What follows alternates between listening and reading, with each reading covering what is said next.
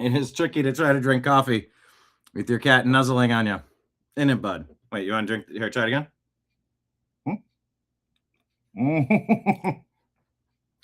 Nimbus hasn't met anything that he won't nuzzle upon. Gotta love it. Hi, Nimbus. He's up here purring. He's ready to get the show going, as am I. Broadcasting to you live from the Orion spiral arm of the Milky Way galaxy, the solar system, planet Earth, North America, the United States of America. Somewhere out there, my name is Brian Engelman. Today is Tuesday, December 16th, 2025. And this right here, the thing that you are watching is called the TNAM Daily Show. Did you see that, Nimbus? TNAM Daily Show. Yes, it is. Hi, guy. You got a little eye gunk. What you got going on? I'll take care of that in a second. TNAM. What does that stand for? I got to reach around the cat. The new American media, because the old American media has failed you. Thank you so much for joining us today as we do as we always do. We act as a bunch of trash pandas, a bunch of raccoons rifling through the rubbish, separating fake news from fact. Oh, you know what I did not do? Take a guess what I did not do. Everybody who's a regular here, you know what I did not do. By the way, yeah, yesterday's show was quarantined. They want to say that me playing a couple moments, a brief moment of the Tucker Carlson interview with Theo Von, they want to steal our monetization for the entire show. So we had to challenge that and say, no. It's called fair use. We're allowed to play clips so that we can provide original, unique, and transformative commentary. That's called fair use. That's covered.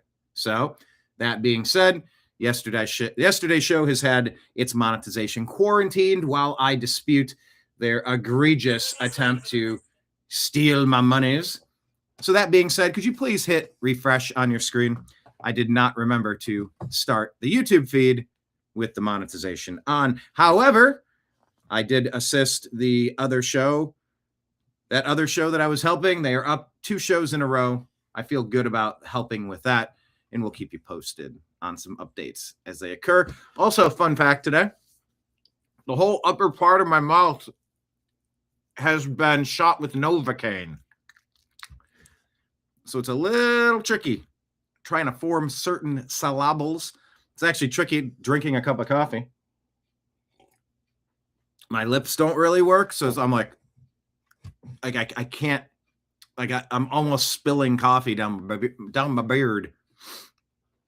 So anyway, welcome to the fun world of being Brian Engelman. Let's welcome everybody into chat. John Brennan. Hello. Welcome. Thanks for being here. Lake Leon. What's up? Drippy Dog. Trash Panda, Texas. In the hizzy. Yeah, I know. I should have read where you said monetize. You are smart. I am dumb. You are good looking. I am hideous. What was that for? That was Happy Gilmore, or that was Billy Madison? You are smart. I am dumb. I should have just read the comments and I could have saved myself. But yes, hit refresh if you haven't hit refresh yet and you're watching on YouTube. Yes, Nimbus, everybody's talking about you, sir. Yes, they're happy you're here. So am I. Oh, there she is, Deb from Sacramento. The Sacramento treat. Ding, ding. What's up, everybody?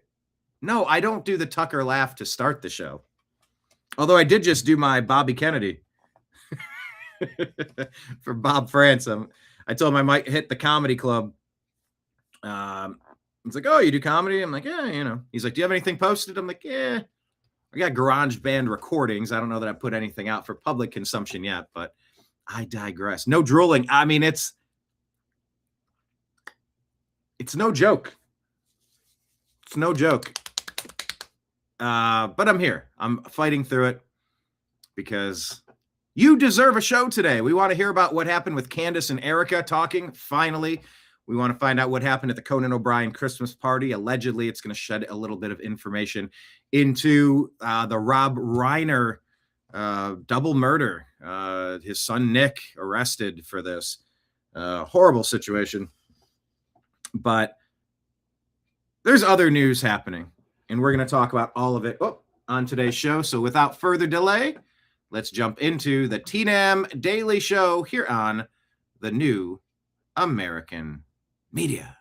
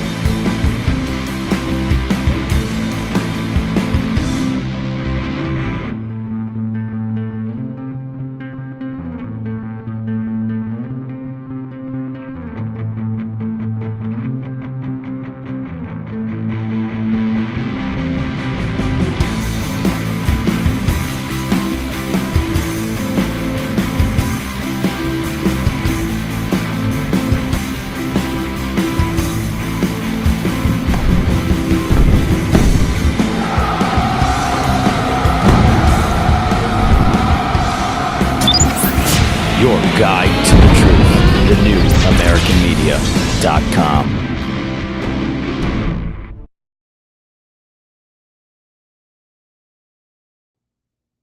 There we go. Now I turned on the other ring light.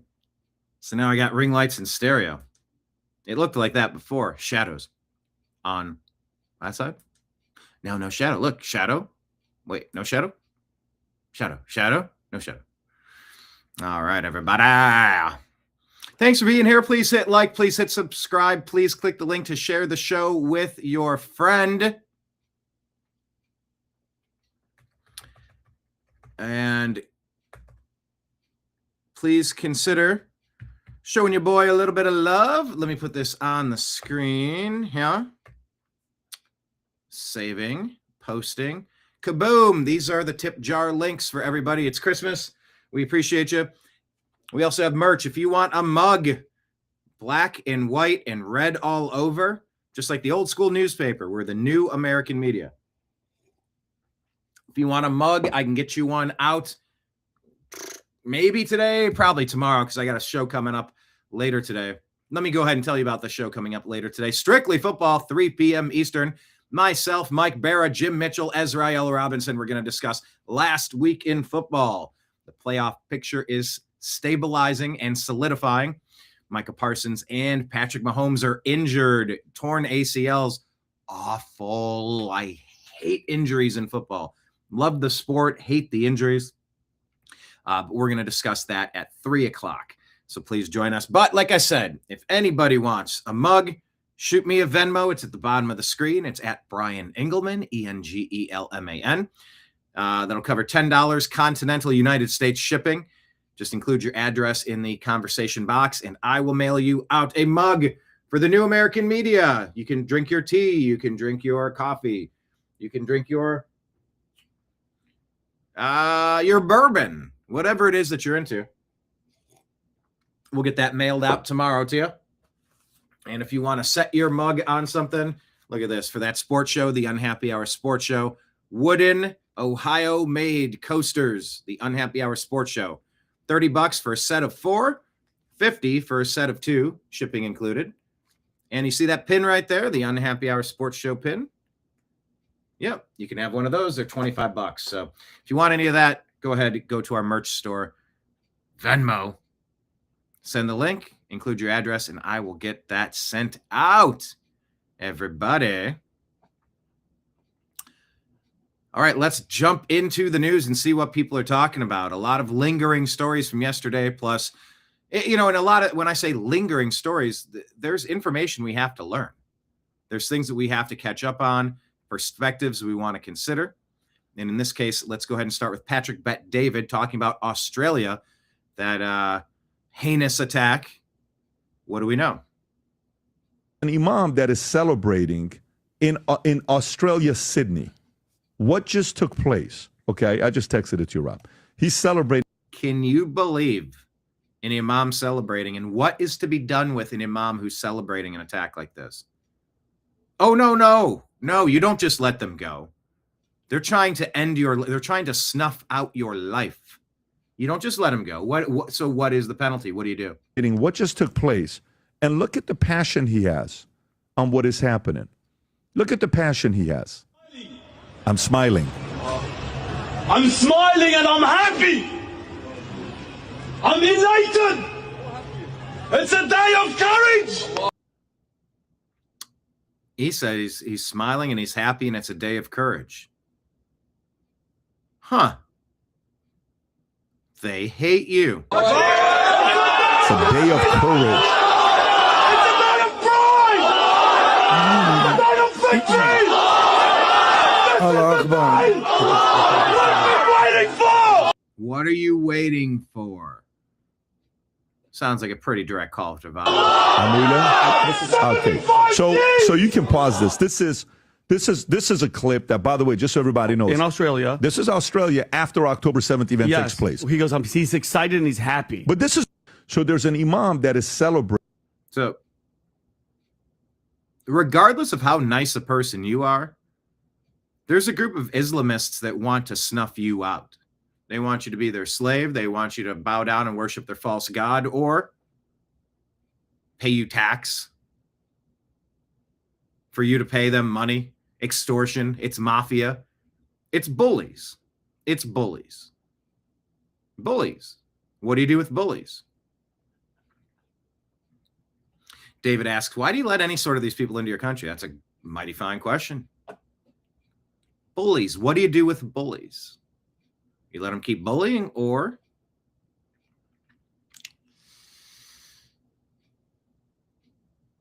Jews have their thing. They don't force you into doing their thing. Christians have their thing. They don't force you into converting to giving your life to Christ.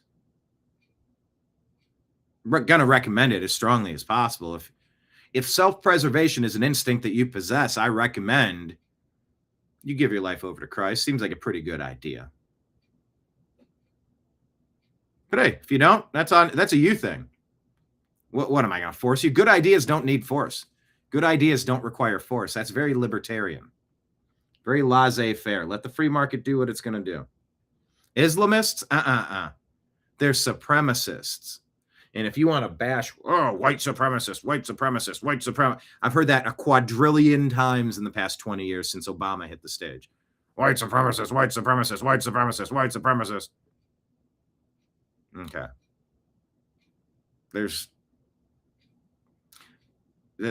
Okay. The Islamic supremacists want you snuffed out. Be aware. Be aware. David says, if you catch someone on video saying shit like that, revoke their stay in whatever country they're in. Yeah, I don't know if that person is a citizen or not.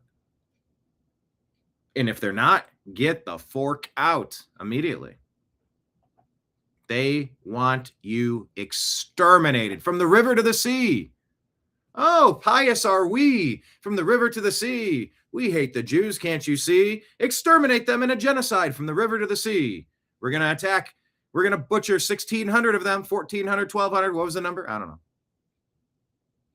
Oh my gosh, they're defending themselves somehow. They're genociding us. Oh, says the people who are calling for the extermination and the genocide of the Jews who started the war. Cool story, bro. Cool story. Exploding prayer mats. Marion says they're not just bullies, evil, demonic, crazy, and everything else. Horrible, sick. David, if you don't believe in the country that you live in and openly say it, then get out. Well, but that's been the trick. America's so tolerant. We tolerate this bullshit. The Islamic supremacists. That's what they are. They're terrorists. But I don't think that even Islamic supremacists. They want to dress their women in a beach towel, a burlap sack in 137-degree weather. If someone wants to hold hands and kiss somebody of the same sex, they want to throw them off of a building. Christians are like, God said don't do that. Hey, that's between you and God. It's in the book. I mean, they don't become judge, jury, and executioner. Huge difference. Oh yeah, there was one time that there was one guy, and he Matthew Shepard, and it was in Wyoming or something, and he yep, there was a case. Any more? There was the Pulse nightclub. Yeah, I think that was an Islamist supremacist, by the way. Yeah, but it's everywhere. We're the most persecuted. Yes, everybody wants to claim to be the most persecuted. Difference is the Christians don't explode you or end you if you don't agree with them. Australia going harder after your guns instead of saying what we need to do is provide every person in this country with a gun. An armed society is a polite society. They've done enough studies to prove that more gun owners create safer societies because people don't screw around. The criminals don't know who's a easy target. And they're bullies, they're wimps. They're low testosterone. They're cowards. They don't want to pick on someone their own size. You know that. And you know what happens? An elderly man, a frail, a small stature woman, Mr. 45, evens the playing field. So they never know. The next person they mess with might end them. And that's how we all need to be. First responders, military members, militia members, specifically the first responders. You could be at a post office or a grocery store. You could be in traffic. You could be out at a park. You never know when a madman or an Islamic supremacist is going to say, well, today's the day. I want to fully pop my horns out and go full demon and start executing people. At least if you have a tool at your side, you have a chance. If you have a tool, you have a chance. Yeah, burka burka. America, fork, yeah. Coming again to save the motherfucking yeah, America. Oh, yeah. Hula hoops, oh, yeah. Anyway, I got to watch that movie. I haven't watched it in a while. All right, let's check in on the Rob Reiner stuff. This was an unearthed clip from historic interviews. This is the son who is allegedly the culprit behind the Rob Reiner and wife double murder. Into fights over things, but ultimately it forced us to make the film better. I mean, you know, there's music here, and I can't play it because it's pointless, but it's showing side by side about the film that he made with his son, and it kind of keeps cutting it on him, and the comments are about the dead eyes. Always a giveaway. So sad. I wonder what the kid was thinking during this, a horrific tragedy. If your kid is going through rough times, you know, the parent is, your main job is to keep your child safe. Your main job is to keep the child safe. I would continue playing the rest of the clip, but those piano points back there make it unshareable. Someone here saying he's an MK Ultra kid. I don't know. It's just sad. We'll keep our eyes peeled on that situation as more details come out. All right, well, take a look at our Islamic supremacists. Wow. What do you know? FBI disrupted a credible New Year's Eve terror plot and arrested 4 radical jihadists in Los Angeles, California. This is not hypothetical. This is not paranoia. This is radical Islam in our communities. Can we drop the word radical? Can we just say this is Islam? It's been said, no, the radicals are practicing good Islam. The non-radicals are not reading their war book. That's what it is. It's a book of global domination to wage a caliphate upon the earth. Islamic supremacists say the earth is ours and everybody's going to get out of our way one way or another. And that's why the Crusades rose up to push that shit back, to push back that invasion. Everything old is new again. Everything new is old again. Yeah, that interview is awkward AF. Yes. I had to bounce away from the audio, unfortunately, but it's even weirder than that. strange affect, strange facial, like, hello, lights are on, but nobody's home. Deb wants me to keep singing. Pac-Man, hula hoops, barbecue, taxes. What? Taxes? Anyway, the Islamic supremacists are at it again. Let's take a watch at what Fox News has to say about the FBI disrupting a credible New Year's Eve terror plot. Minutes past the hour, this news happening out of Los Angeles. The FBI now reports that it's disrupted a planned New Year's Eve terror attack in Los Angeles. 4 suspects in custody, the FBI identifying them as members of a pro-Palestine extremist group. They're suspected of planning coordinated IED attacks targeting 5 different locations in Los Angeles. But based on the reporting now, that plot has been foiled. We will wait for more out of L.A. or out of Washington, D.C. for what the FBI has to say about that developing story. And yeah, one of the things that crossed my mind as all of these stories were developing is say a prayer for the first responders, right? The ones who are first on the scene, who have to see some of these horrific things that are hard to unsee, and they help protect people and comfort people by getting the information out there to them as quickly as possible. They are under a lot of pressure, too, when you hear stories like this. News 10 minutes. All right, looking for more info there. Do you? This dude here, Nima Yamini, I don't know who this is, Nima Yamini, talking about the attackers in Australia. What do we know? Do you think this Pakistani and Palestinian who did a terrorist attack in Bondi Beach, Australia? Oh, they have music. Ending 11 people. You think it was just a false flag? If it's a false flag, it's odd because in Germany, they just shut down Christmas markets over terror fears. No, over Islamic, what do you want to call it? Fatigue. Threats from Islamist supremacists. Is that a false flag? In Paris, they canceled New Year's Eve public celebrations. Because of Islamic supremacists. Is that a false flag? In over 20 countries, these terrorist attacks that all came, were they all false flags?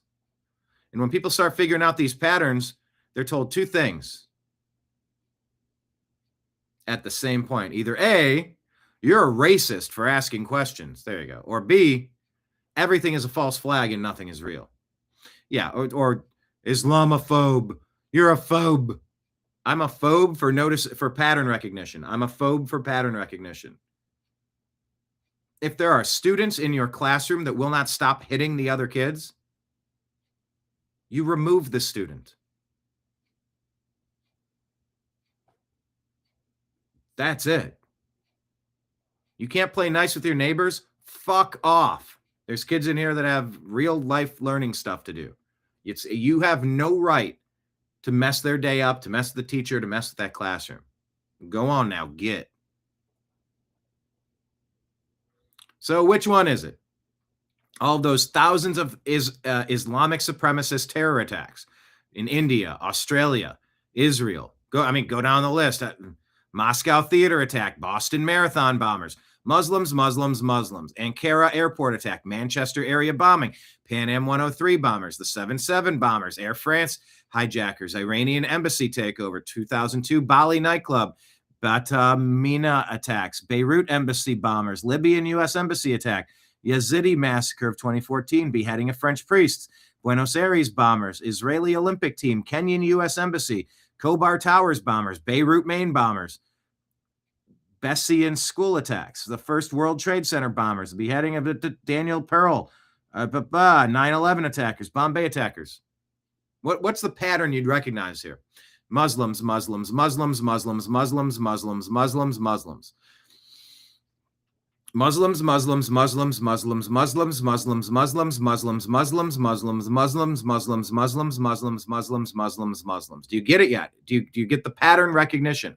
Are you catching up? Are you seeing what's going on? London, America, all false flags. 20 different countries. They're all staging false flags for fun? Is that just what people do? The next 1,000 terror attacks, are they all false flags too? Kind of getting false flag fatigue.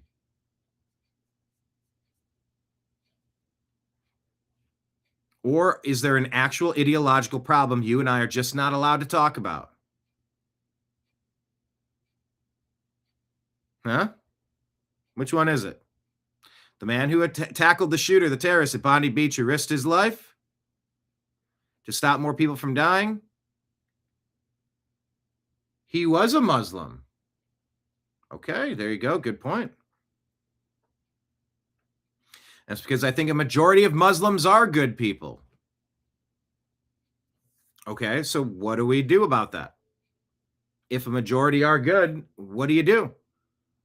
You got to ban the book, take out the violent parts, and say that that part was demonic. We've edited. We've had a revision within our religion. We're not going to be terrorist massacrists anymore. We're not going to be supremacists anymore. You're going to rewrite your book?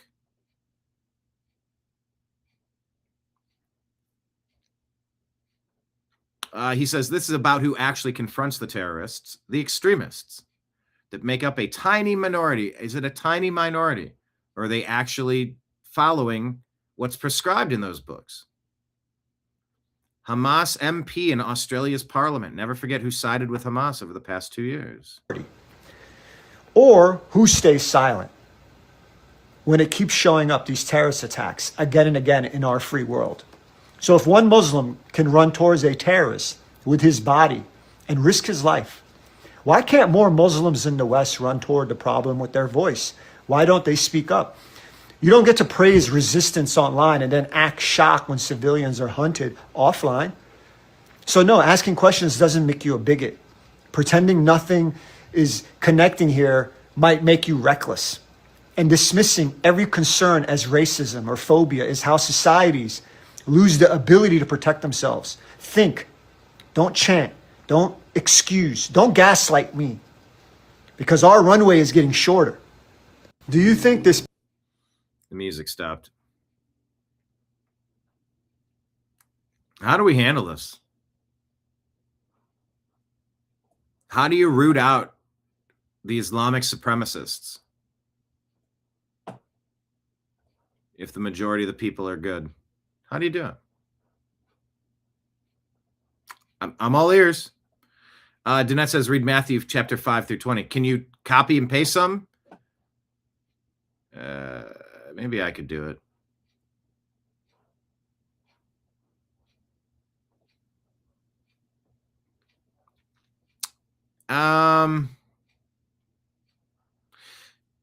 First, I guess I'm hearing grok, so let me just tell you, I was probably going to link to this in a minute, but regarding the Rob Reiner double homicide.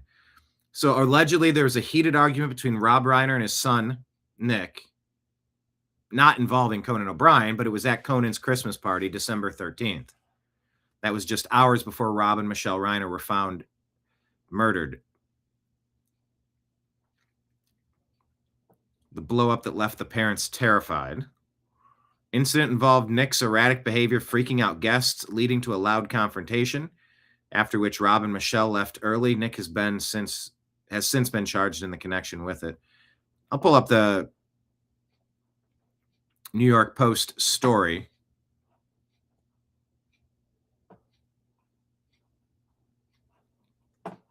Wow, holy pop-up ads. What the heck?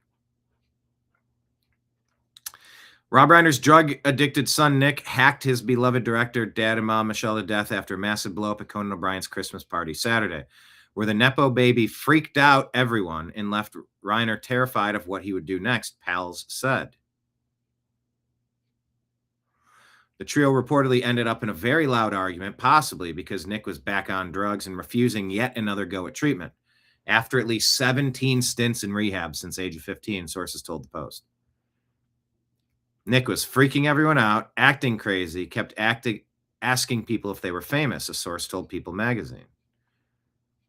The embarrassingly bitter blowout occurred less than 24 hours before ne'er-do-well Nick allegedly got their throats and then stabbed many times at the family's Los Angeles mansion. Rob had been telling people that they're scared for Nick and scared that his mental state was deteriorating. A lifelong family friend who lives near the Reiner home told the Post. Nick was supposedly off drugs, but then talk surfaced that he was not so much off them. The neighbor said, explaining that the accused killer's son, lowest point over the years, he was badly addicted to a combo of opiates and heroin. Another friend of the family said, I know the parents wanted him to get help to go to rehab, but he wanted to get help while at home. He did not want to get treatment at a facility. Holy pop-up ads. Yikes. And I know they've argued about that for years. Rob, 78, a beloved Hollywood legend, famed for everything from his acting role as Michael Meathead Stivic in the TV classic All in the Family to directing big screen classics such as Stand By Me and The Princess Bride, quickly left the O'Brien get-together with his photographer wife, Michelle, 68, after the fight. The showdown occurred a few months after another big public argument between Nick and his dad. Nick began screaming at his father in front of other diners at the posh Giorgio Baldi restaurant in Santa Monica Canyon. A worker there confirmed to the Post. Nick's sister, Romy, a 28-year-old magazine writer and aspiring actress, reportedly found their parents' bodies 3:40 p.m. Sunday. She told investigators at the time that her brother should be a suspect because he is dangerous. Nick was nabbed hours later and charged. Held without bail, reportedly on suicide watch.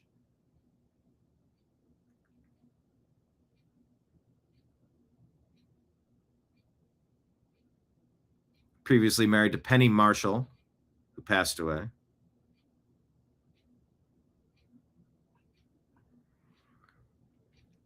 An unsmiling Nick last publicly appeared with his parents and siblings, Jake and Romy, when they all walked the red carpet September 9th at the Spinal Tap 2, The End Continues premiere. Wait, is that out? What? Now, hold on.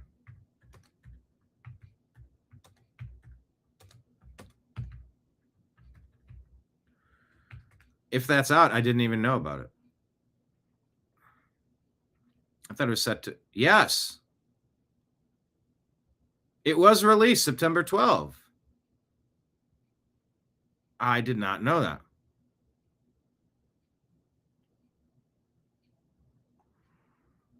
HBO Max. All right. I did not know Spinal Tap 2 was out. I want to watch that. Nick was 32. He was living with him. How old is this boy? Is he only worth $200 million? I know that's crazy to say out loud. Although I do intend to be a billionaire with the Mega Millions. I will still keep doing my show. It's just going to change a lot.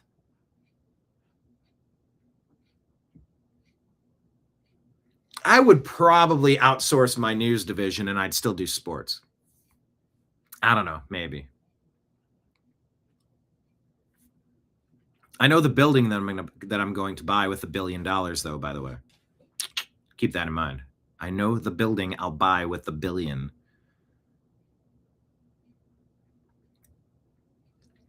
Wayward son battling drug addiction for more than half his life, ending up broke and homeless, sleeping on the street at times. These poor people did everything to help this kid, said the family friend. Futile efforts included Rob pulling out all the stops to help Nick produce the semi-autobiographical movie Being Charlie, including using his own years of experience to direct it and calling on Hollywood connections to pack the credits. But his spoiled son was ungrateful, a cast member said. The pair had at least one vicious argument in front of the cast and crew during filming, with them just going off on each other. You could tell Nick was spoiled and Rob was just sick of his shit, said stunt performer Eric Audie. I just assumed, whether this is correct or not, this kid must be pushing all his buttons. Rob can't do anything right. Nick's a Nepo baby, spoiled kid to the T. Any goodwill sown between the awkward father-son duo during the project could not overcome Nick's long-standing simmering resentment of his father, the son of equally famous late comic genius Carl Reiner.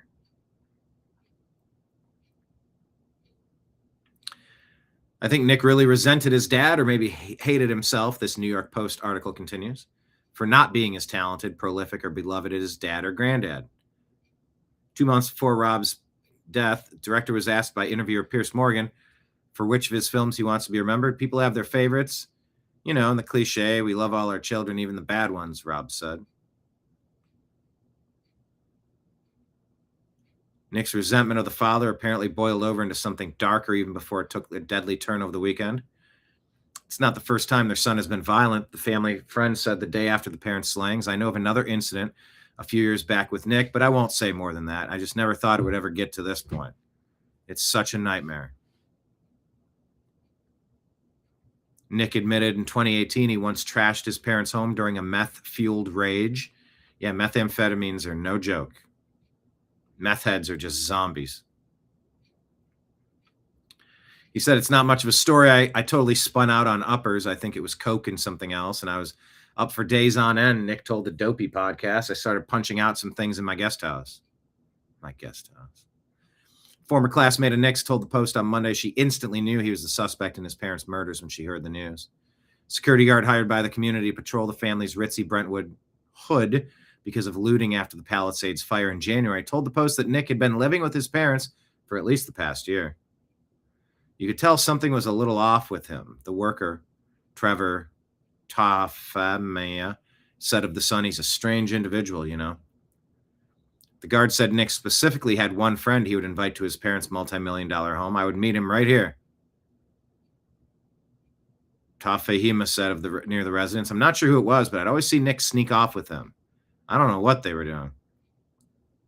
The Reiner's murder stunned and shattered the country's gilded movie-making community. Kathy Bates, who starred in Reiner's 1990 film Misery, which won her an Oscar, told the Post, I'm horrified hearing this terrible news, absolutely devastated. Fellow director Ron Howard tweeted of Rob, he proved to be a superlative filmmaker, a supportive colleague, and at all times a dedicated citizen. Well, he was also suffering from Trump derangement syndrome, and he was involved with the coup to overthrow President Trump in a fake Russia collusion plot with the deep state in 2017. That's part of the story. We're allowed to tell that part of the story. I think the way President Trump did it in his ex post, it left some room for improvement. I didn't care for it. But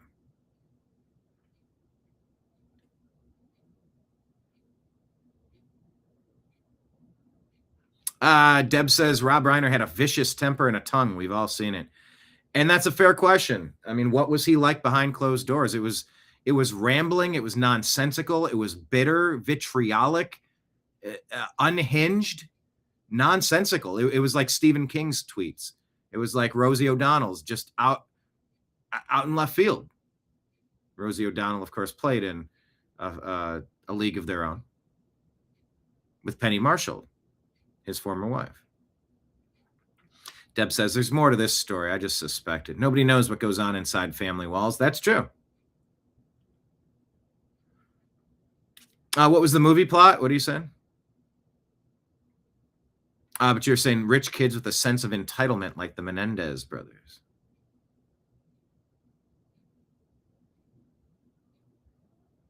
John was going to ask about something along those lines. Maybe a guest host for another show and keep your channel going like the bigger networks do. Yeah, I got ideas for my $1 billion. I'm going to open up a cat rescue in Los Angeles. That's where I adopted this guy. I was the Los Angeles cat rescue. Wasn't I, bud?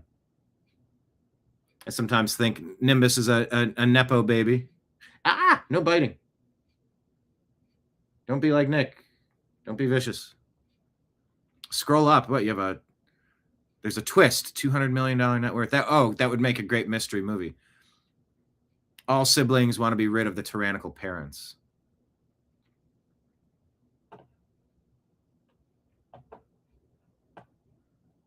All right. Anyway, that's some of the latest of what's going on there. Back to our Instagram. I'm sorry. Yeah, back to our Instagram. It's a reminder here. Homestead on the Rise says, your ancestors called. They wanted me to tell you that you aren't angry enough. Yeah, when you see the Hollywood sign, you can just read it as propaganda. Propaganda. Want to hang out and become a threat to the New World Order? I mean, hey, self-defense is only a threat to bad people, to demons. Self-defense never bothers anyone. Unless you're a bad guy, in which case, yeah, you should consider that to be a threat. And you sort of tell on yourself by doing so.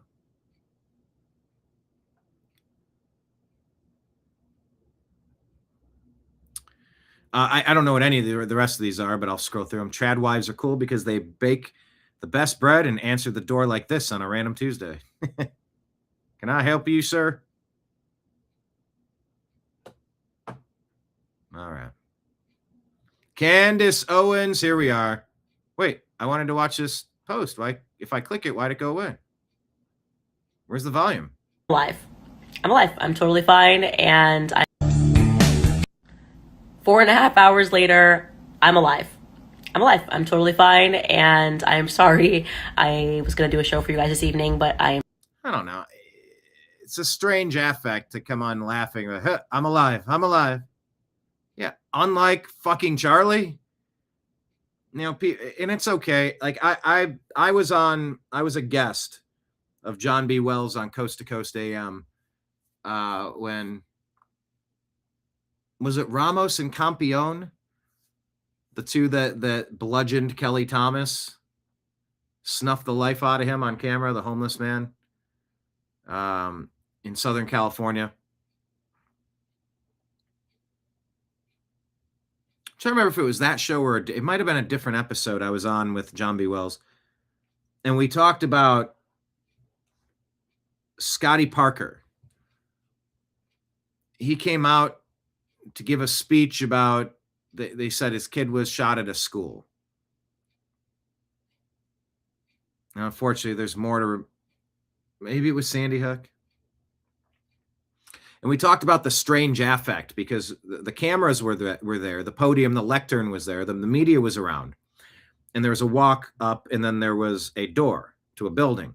And they walk out of the building and there's several people and Scotty Parker walks out and he's laughing. And he looks over and he sees the cameras and goes, And he like wipes off the smile. Then he goes up to the lectern and he goes,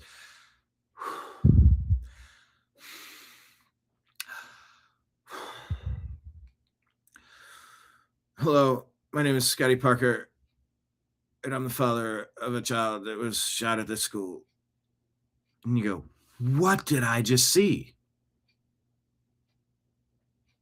That's not necessarily proof of anything, but it's a red flag that goes off and go, is that how you'd be?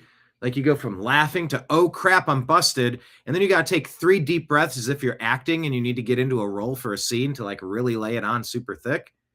That seemed like an operation.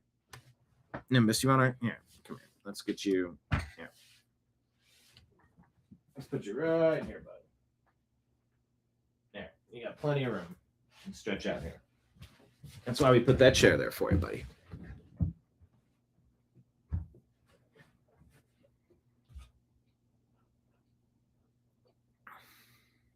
What is it? You keep saying if I was a screenwriter. I'm not seeing it. Is YouTube censoring it? I'm not surprised. Yeah, they just took away.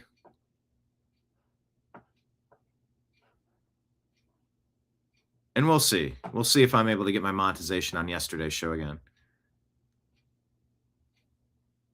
No, I scrolled up. I don't even see it. So if you have you can send me a direct message on X. I can read it that way if YouTube's not going to let me see it. Maybe your plot was too close to the truth. But yeah, I talked about Scotty Parker. No, Robbie Parker. I'm calling him Scotty Parker. Hang on. I'm going to find it on YouTube if they still even have it. Continued prayers to Scott Adams. No coffee with Scott Adams. He's live from a hospital bed. And he says he's paralyzed from the waist down and he might never leave the hospital again. So continued prayers to Scott Adams.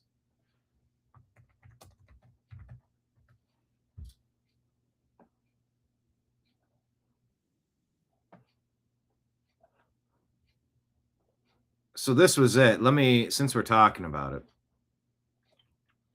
I'm not necessarily saying something's off with Candace because she's smiling and laughing about it. I'm alive. I'm alive. But I also get it. I mean, Charlie was executed and she was warned, don't go over there. If you're accusing these people of being involved with it, why would you trust them with your lives? Here's Robbie Parker. Obama mourns children in a school. Yeah, this is Newtown. This is Newtown. Robbie Parker coming out of the doorway. Robbie Parker, I assume he's going to come out to the microphones now and make a statement. Looks like the family is there and they're getting ready to make. I thought he was laughing first. To come to the microphone, so we'll there it is. Listen. Okay.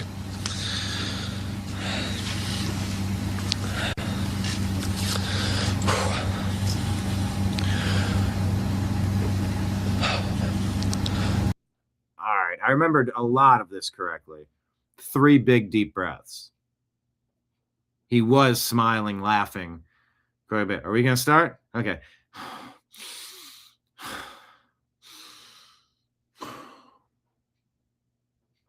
It's what actors do to get in character.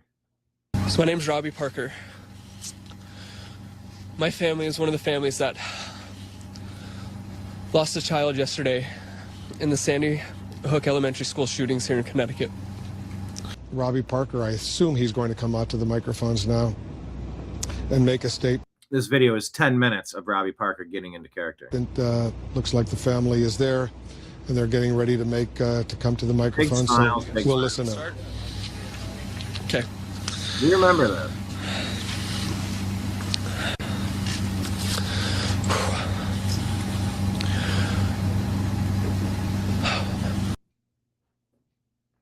So when I was on Coast to Coast and I referenced this, I said, I don't know. I don't know what it means. And but like, it felt off to me. And I'm allowed to say that this feels off to me. Something feels off to me about this. Does it feel off to you?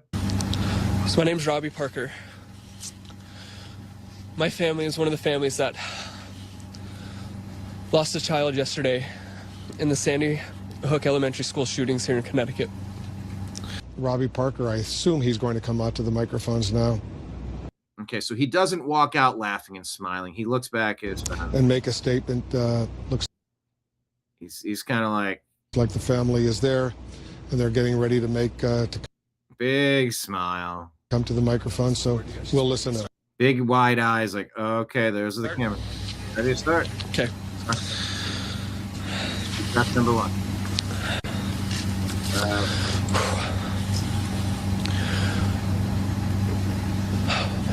Deep breath number 3. I'm in character. Now I can give my press conference. So I don't know. It just reminded me of this here where Candace, let me just rewind it. 4.5 hours later, I'm alive. I'm alive. I'm totally fine. And 4.5 hours later, and I'm alive. I'm alive. I'm alive. Unlike Charlie Kirk, who was one of my best friends, allegedly. No, don't worry. We can make fun of the other side, too. I had a meeting with Erika.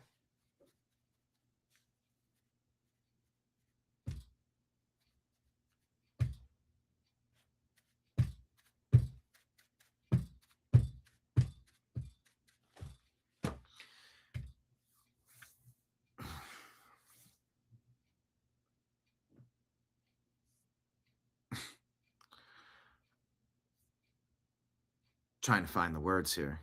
My internet feed is people bashing Candace and people bashing Erika.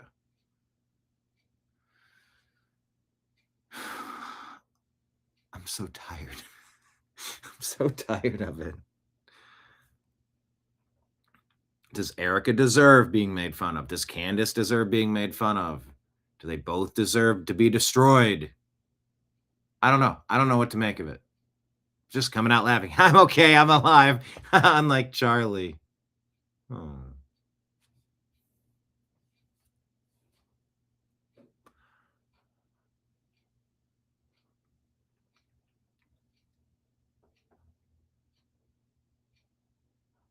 Yeah, Danat saying, what is that? I don't know if that was a school. Maybe it was a school, but Danat says, grinning after coming out of that school, you'd have to drag me off the floor if that was my kid. Danat, we are all tired. God, are we tired? I'm tired again, which makes me retired. All right, I'm retired. I'm out. It's like I won that $1 billion in the Mega Ball or whatever it is. I bought one. Did you buy one? Oh, wouldn't that be wild if I encourage you to go get a ticket and then you become a second winner and you cut my earnings in half? Because my numbers are my numbers. They're not going to change. But if you go buy one and you get those same numbers, maybe I couldn't buy the Cleveland Browns anymore. How many billions would you need to buy the Browns? Because I got a franchise to save. Let's ask. By the way, Strictly Football coming up at 3 p.m. Valuation of Cleveland Browns. $4 billion, I'm going to guess. Oh, 6 to 6.4 billion. Even if I win the billion, I got to keep going. What numbers did I choose? The winning one. The winning set of numbers. I would tell you, but then, you know.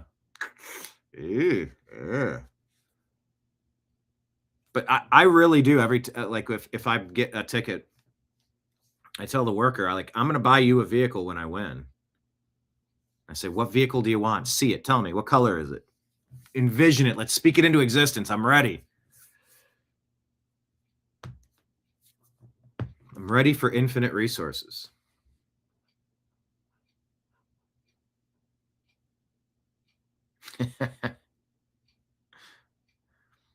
If I win, remember John.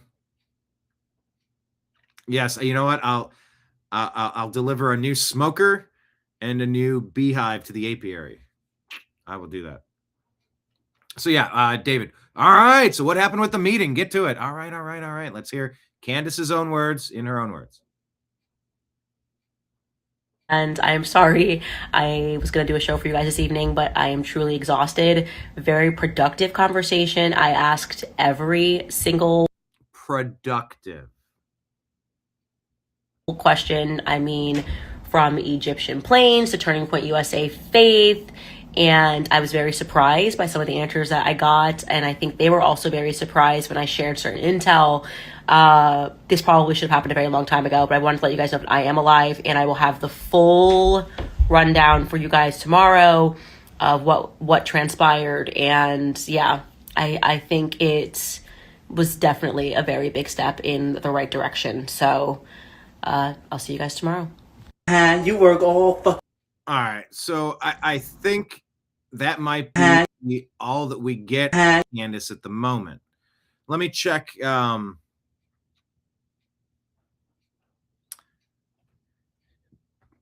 TLDR, too long didn't read, version of what Candace said happened with her Erika meeting. I just want the bullet points. Let's go.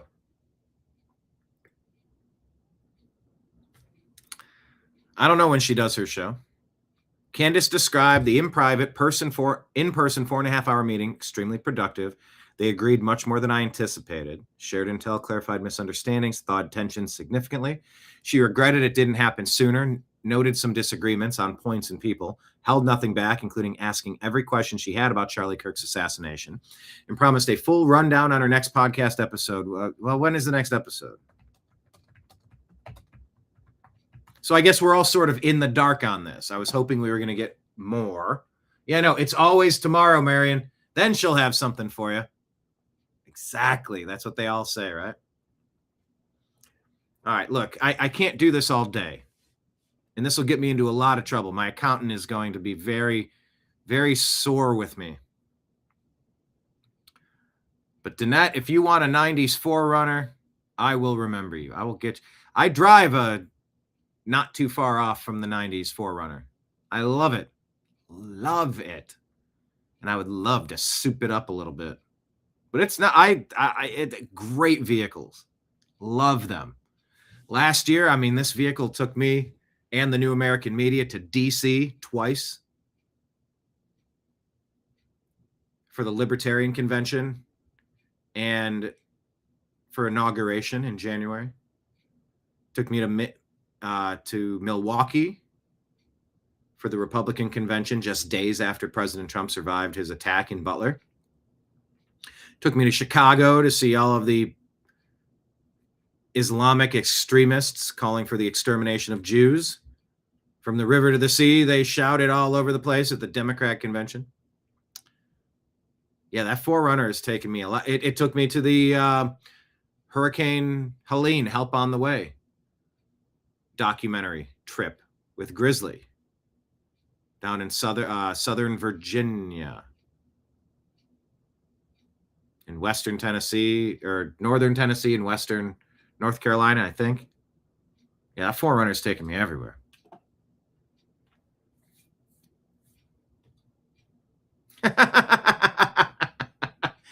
All right, Danette, stop.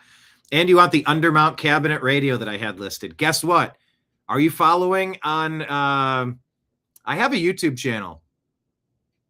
Where do I have one of them linked?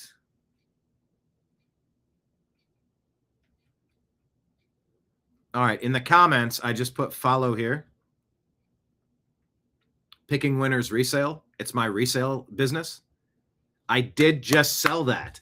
I sold the Sony 3-disc radio alarm clock undermount space saver disc changer. I fell in love with it, and I wanted to keep it, but I got 200. I had it listed for $250. It was new in box. I tested it. Oh, it ripped. Made a video about it on that channel. And then got an offer for $200. I'm like, I can take $10 because I got to pay fees. You pay like 15% fees. So on $250, that's going to be like $38 or something. I'm like, I'll come down 10. And I sold it for $239.98. Mailed it out a couple days ago. Single tear rolling down your cheek. It was awesome, though. I do like it. Yeah, can we just go back to the 90s when everything made sense? When you could go to Taco Bell and get 6 bags worth for like $8. All right. Here's a video purporting to be a Somalian migrant making fun of taxpayers for funding his life in America. Is this a skit? Is the comment we're going to ask. I always assume these things are skits, but what is this? Watch. And you work all fucking day. You don't got shit. Thank you for working so hard so I can be home all day. Free. I can use my EBT. Go to work for me, white boy. White girl. Yeah. Go to work for me, you fucking white animals. Fucking work for me. Yeah, you fucking work for me. And the U.S. government they work for me. All of you work for me. Now go to work. Are we ready yet? Are we done with this shit? It does sound like a skit, doesn't it? Because nobody could be this ridiculous, right?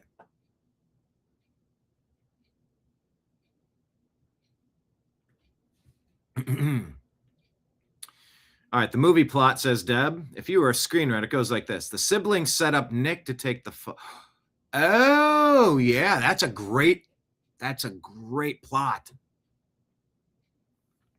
The siblings set up Nick to take the fall for both parents, Rob Reiner and wife, so they could get rid of him, then inherit the $200 million divided equally. This falls on the backstory of tyrannical parents and rich, spoiled, entitled kids who plot this over time and execute it at what they consider the right time. Feel free to add on to this, Brian. The creative possibilities are endless. That's fan fiction right there. But look, we're playing the what if games, right? Danette, come on, you know who's paying him. Bet you this guy's getting $7,000 to make this post. Netanyahu did it. Who injured Patrick Mahomes? Israel. Who won the Powerball? Netanyahu. Who crapped on the rug? Thanks, Obama. No, but you're right. You're very right that Bibi was out there bragging about paying influencers to make posts for $7,000 a piece. Hey, how many fake posts do I need to make to start ripping these checks? Maybe I could like blink in Morse code to say, "Do not believe me. This is a skit. Dash, dash, dash, dot, dot, dot." Yeah, John says, I thought the Butler always did it. No, it was Butler, Pennsylvania, where they almost did it. They being Israel, they being Netanyahu. They get blamed for everything. Of course they get blamed for everything. They do everything. I don't know, 6'7", right? I don't know. A little bit of this, a little bit of that. I don't know. I'm not saying, I'm just saying. As Dave Chappelle famously said, whoever they are, because you can't talk about certain things. Voltaire said, if you want to know who's really in charge, figure out who you're not allowed to criticize. Well, I mean, that's pretty obvious. Wasn't that Anti-Defamation League put in place right around the time that they stole the American currency from ourselves to loan us our own money back at debt to make us slaves, slave owners in 1913? The literal slave owners, the banksters, want us to be their slaves, getting a piece, getting a commission, getting a cut off of every dollar. Oh, please, sir, may I have some more of my own currency? Yeah, let's start the Anti-Defamation League. If they blame the bankers, let's go after them. They'll be anti-Semites, I'll tell you. We'll go after them with the force of the media behind us. We'll buy up all the media, too. You never get a fair shake in this town. Also, we're going to start the income tax. Oh, it'll just start off with just pennies, just a couple pennies.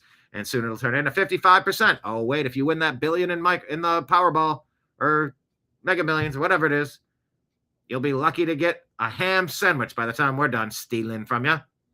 Because, we run this planet. I hear all of the accusations. They may all be true. They may all be false. They may be partially true. They may be partially false. Deb loves her some Dave Chappelle. I've told you all I've met Dave Chappelle twice, right? Yeah. Hung out smoking cigarettes and drinking coffee with him for a half hour, just shooting the shit. My dad was trying to get him to go to the Rock and Roll Hall of Fame induction ceremony. Nimbus, what's up, bud? What's up? You want to come back up here? Yeah, all right.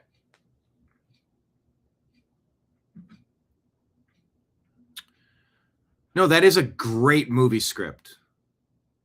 That is a great movie script. But how would you fake the argument at the Conan O'Brien party, though? That's the part. Although that doesn't prove murder. But anyway, is this a skit? You work for me, you white animals, says this Somalian extremist. Pay them taxes. Take care of me and my people. All right? This is my land. I control this place. This is my reality. You all gonna be enchained. I'm gonna lock all you guys up if you don't pay your taxes. You work all fucking day. You don't got shit. Thank you for working so hard so I can be home all day. Free. I can use my EBT. Go to work for me, white boy. White girl. Yeah. Go to work for me, you fucking white animals. Fucking work for me. Yeah, you fucking work for me. And the U.S. government they work for me. All of you work for me. Now go to work. Pay them taxes. Take care of me and my people. All right? This is my land. I control this place. This is my reality. You all gonna be enchained. I'm gonna lock all you guys up if you don't pay your taxes. I don't know what I'm watching, but it makes me angrier the more I watch it, which could be the point, right? 7,000. Do you see the video of BB being asked what was the most important purchase? And the reporter says bots and TikTok. Yeah, we get our bots over here. Lauren, if that is her real name. We got the guy that made the death threats and got a FBI file created on him because of it. Smart move, jackass. That was fun. They're orchestrated to make rifts and divide what little commonality we have left, and that's the point, yes. Deb says families in conflict don't need to stage an argument, and if others were gaslighting behind the scenes, do the math, brain. Well, you called me Brian, but I assumed you were calling me Brain. You were. No, it's a good. Look, Deb. You send me the plot to the movie because you're doing what if. You're asking questions. That's what Candace Owens is doing, asking questions. What if? I have no problems with that, but you go from what if to it. Not you, but Candace going from what if to insinuating straight out betrayal amongst Erika and TPUSA, and that they said they did this to him. Like, you got to come with some proof instead of just saying, well, what if? What if Cartman had a nice run at this, kind of playing the role of Glenn Beck on South Park. And it was along the lines of like, I'm not saying. I'm just asking questions, guys. Come on, you guys. I'm just asking questions. Come on. What if Butters was behind it? Come on, you guys. Anyway. All right, I need to know if this guy is a skit. Let me ask Grok. I wonder if Grok can even know what I'm talking about. The Somali laughing about whites paying taxes to work for him. Is that a skit? If not, and he's not a citizen, deport, deport, deport. No. Real clip. Holy shit, get this guy out of this country immediately. Thank you for working so hard so I can be home all day free. Go to work for me, white boy, white girl, you fucking white animals. Pay them taxes. Take care of me and my people. This is my land. All of you work for me.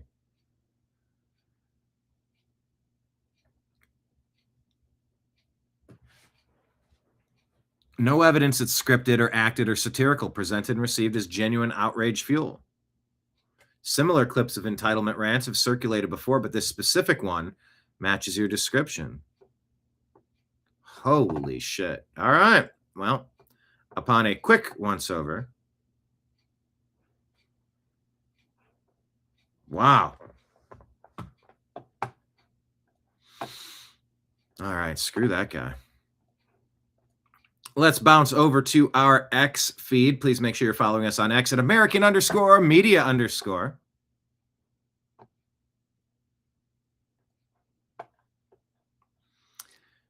Consider signing up to be a monthly Patreon supporter. Pinned at the top of our page is our Patreon link. That's where you find our interview with Mr. John B. Wells talking about God, Trump, Biden, Deep State, World War III, and more. You can all sign up for the free Patreon, even if you don't have the resources nor the inclination to become a monthly Patreon subscriber. At least sign up for our free account and consider chipping in $10 a month. It all adds up and it all becomes super helpful as we build our empire, as we pay our bills and do our duty to God and country. All right, so let's check in on this other atrocity we covered yesterday, the Brown University press conference. This goes off the rails pretty quick. They don't know who did it. President Donald Trump has said that Brown University is to blame for this shooting.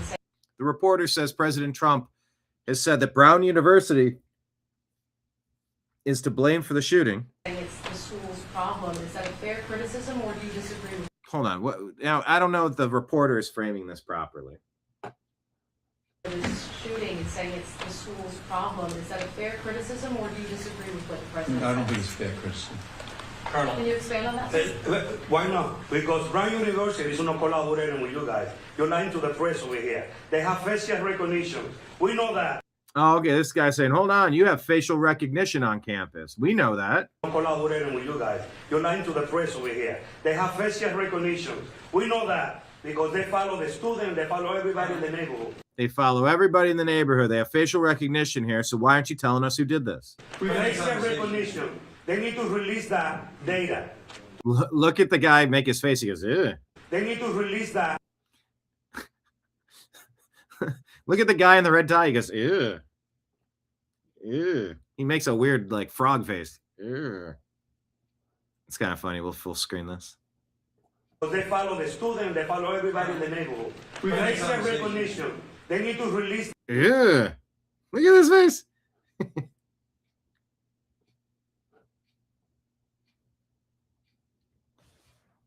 Mm. Mm. I gotta create some more chins here. Mm.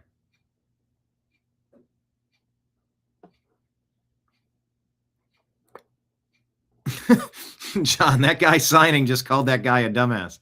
Wait, are you saying that for fun, or are you saying that because you read ASL? Deb says, I do have to say I was disappointed in Trump's statement about the Reiner murders. He had a chance to rise above and he failed. I didn't care for the tweet. Danette makes that face to her boss when he makes him mad. Mm. Eek. Look at that face. Derpy face. Release that data. Release that data. We all know you have facial recognition. Who did it? So everybody know who the guy is in the video. We got the video Saturday. We have the video. Why you guys release the video today?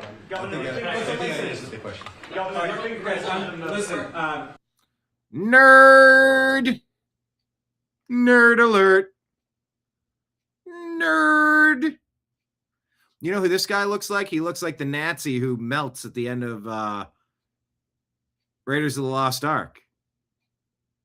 I'm melting. I'm sure somebody's going to clip this and go, oh, he made a three face or he did an eye thing. He's Illuminati. Yeah, like they'd allow someone like me in their club. Colonel, I have just John, please, just for a second.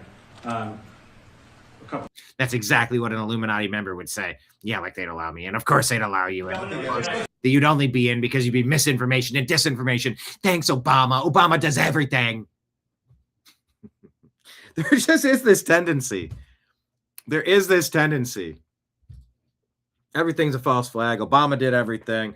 Jews did everything. Everything's a false flag. It's just, it's a blanket statement, and I get it, and I'm here for it.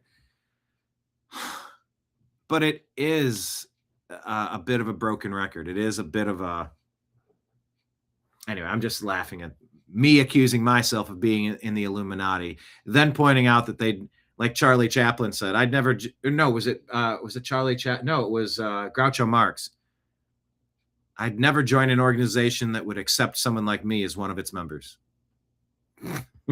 What? It's a great quote. One of my favorite quotes of all times. I'm just laughing at myself at this point. But anyway, let's get to the nerd. Listen, Colonel, I have just John, please, just for a second. A couple things. First of all, Brown University and Brown Public Safety, Brown Police Department has been a close collaborator throughout this process. That's not true. I do not accept that criticism. Oh, come on. We know that. Secondly, everyone you see behind us, we've all been working for now 49 hours. We're tired. We're tired. Come on. Look at these people. They're tired. Oh, they are?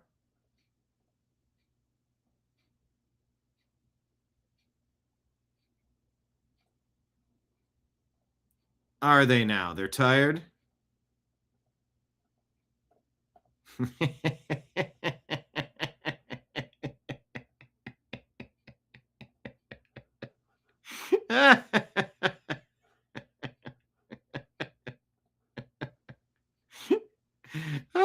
Nerd alert. There he is. Hold on, wait. He's got to finish. And, whoop, not him. There he goes. Ah!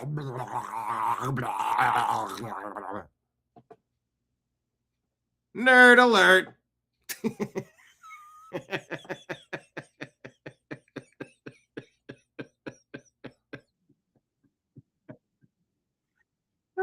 Doesn't he look like he's wearing the same nerdy glasses, right? Oh, wait, I got to share the screen again. It's this.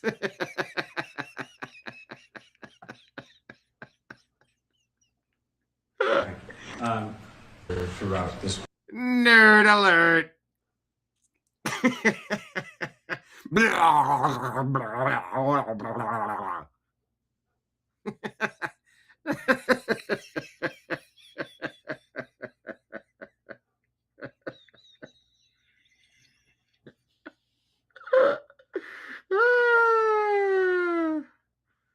Oh my goodness, guys. Nerd alert.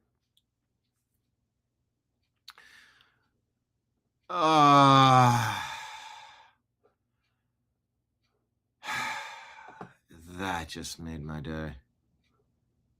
I'm glad you all got to be here for this.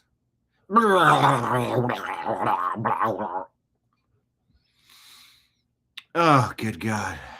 All right.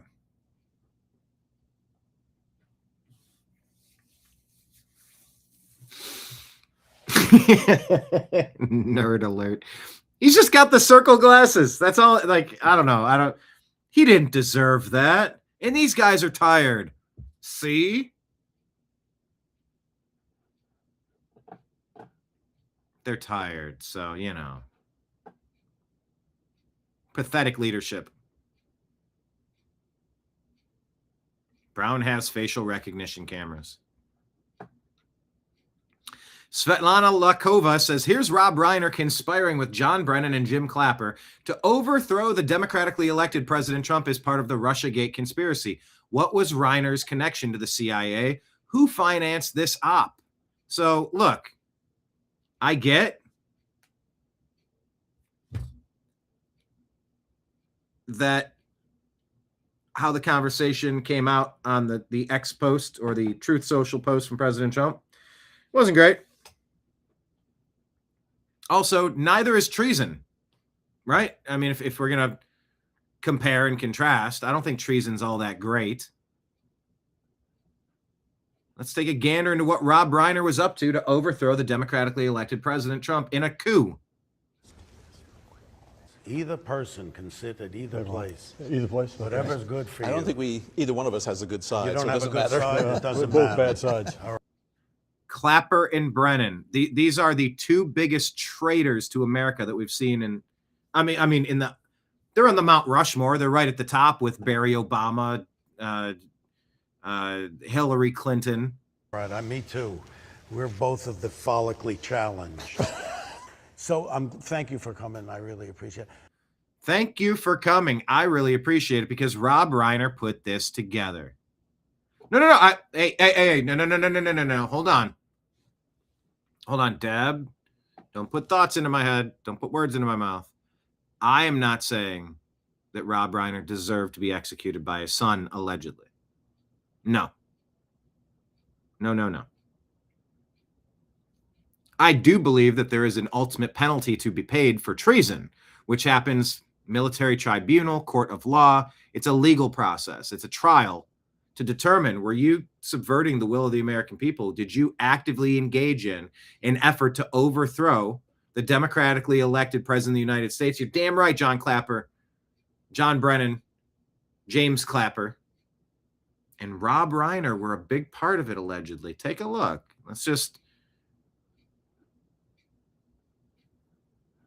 No, Reiner was no saint. He didn't deserve that, of course. You feel worse for the wife, yes.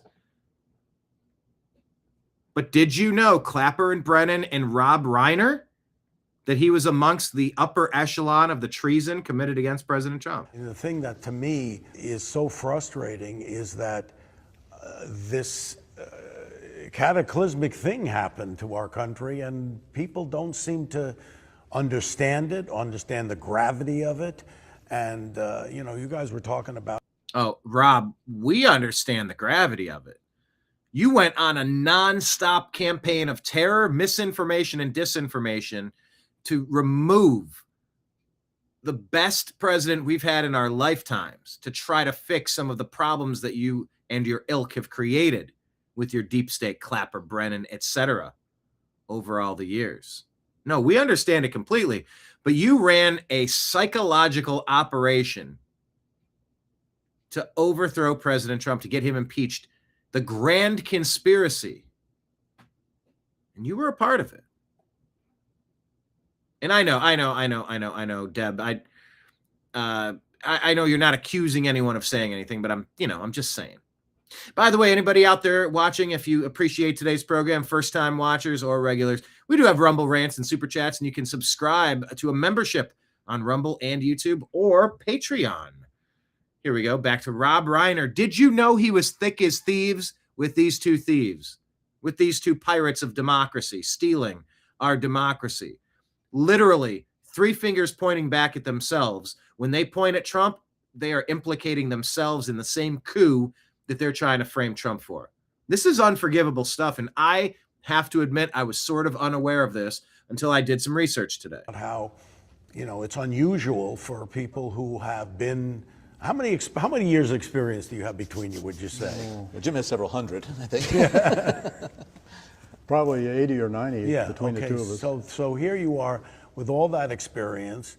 Have you ever seen anything like this happen in this country? I mean, anything like this kind of attack on our political system? Well, no, not at least to me, as disturbing as this. I'm a Vietnam War veteran. I went through all the stresses that in the aftermath of the Vietnam War, but I never felt even then that our fundamental institutions were jeopardized. In fact, our fundamental institutions proved themselves resilient then, and we actually came out of all that a better country.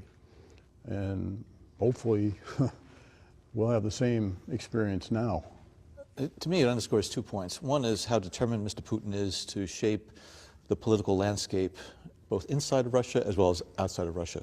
Whether it be in Europe or the United States or the Middle East, other places, he seeks ways to manipulate and exploit the environments. But secondly, it really does underscore just how consequential that digital domain is. And as Jim noted, we've seen these things being done by the Russians over the course of many years. But the fact now that this digital environment, this cybersphere, gives the Russian intelligence security services so much more opportunity to manipulate and to exploit. And they took full advantage of that in the 2016 election. That's why we saw things of much greater concern and intensity than we'd ever seen before. And I think Americans really need to understand just how vulnerable we are to exploitation of the environment by malign actors around the globe. Is it something that we did not see happening, that we couldn't foresee? I mean, because, we talked about, 9/11, the planes hitting a building. It seems like they found a huge seam in the Russians, system. and this goes back to the Soviet era, there's a long history of them intervening and influencing elections, theirs and other people's. And there's historical records that they've attempted to interfere in virtually all of our national elections since the 60s. But never this aggressive, direct, or multidimensional. And of course, as John indicated, they're taking advantage of a huge enabler, the internet and all the technology that gives you, and the ability to influence opinion. A way they've found to attack us is to undermine our fundamental system. I don't think that, from my standpoint, I don't think that we, in all of the technological revolution that we've seen over the years, I don't think we have fully understood the power of what it could do. I mean, we certainly understood spreading information, getting word out, being able to, cross boundaries with information.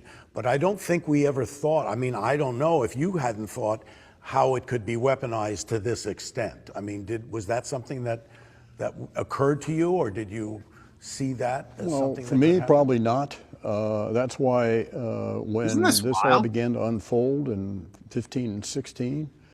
Isn't this wild? This wasn't just that Rob Reiner drank the Kool-Aid. this wasn't just he had some hot takes. He was, deep into the political, the Democrat Party politics. These vipers, Clapper, Brennan, they're the top of the Hydra. They are the top of Mount Rushmore of the grand conspiracy of treason. To take away our liberties, to take away our freedoms, to take away our democratically elected president. And then when they couldn't do it through this frame effort, like how many say Nixon was framed. Didn't Nixon win 49 out of the 50 states? Came from California before they figured out how to cheat. They had to take him out. Oh, because there was a break-in at a hotel? Oh, no, a break-in at a hotel. I am not a crook.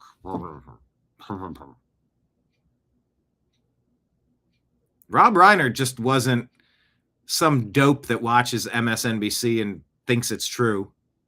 Unfortunately, there's far too many people that do that. This guy brought his camera crews, put together a little documentary to sit with the vipers, the treasonous actors. The Clapper Brennan, the worst of the worst. The grand conspiracy, the treasonous actors. Yeah, there's the ultimate price to be paid for treason, but that happens in a courtroom. It doesn't happen extrajudiciously. Like they... Brian, are you implicating Clapper and Brennan in the attempted assassination of President Trump and Butler? Huh. Well, whoever they are. There's a proverbial deep state. There's a literal deep state. There's a vague deep state, a specific deep state. So I'll just say dealer's choice. You tell me who made Butler happen. Oh, wow. I mentioned Nixon. I got a lot. Deb researched Nixon affair at length, and my gut tells me he was framed. Danette says, look into the other reasons Nixon was removed. What other reasons are you referencing, Danette?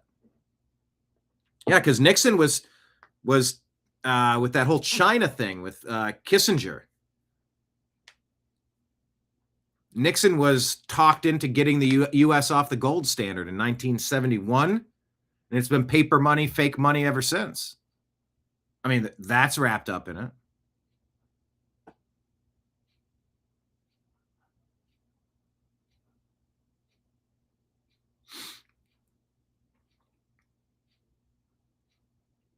Oh, Deb off the top rope. Look at this. Thank you, Deb. Appreciate you. I'm going to do the happy dance, feeling the flow.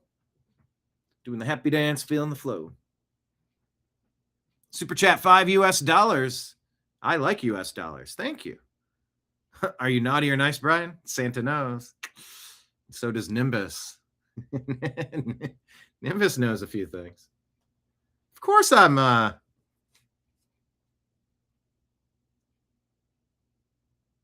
naughty in a nice way. I don't know. We'll leave it at that. Thank you, Deb, for the super chat. I appreciate you so much. Ba-ba-ba-ba-da-ba. Now I'm doing the happy dance. Tip jar clinked. Clink. Threw 5 Sacagaweas into that tin tip jar. Bink, bink, bink, bink, bink. Does anyone use Sacagaweas anymore?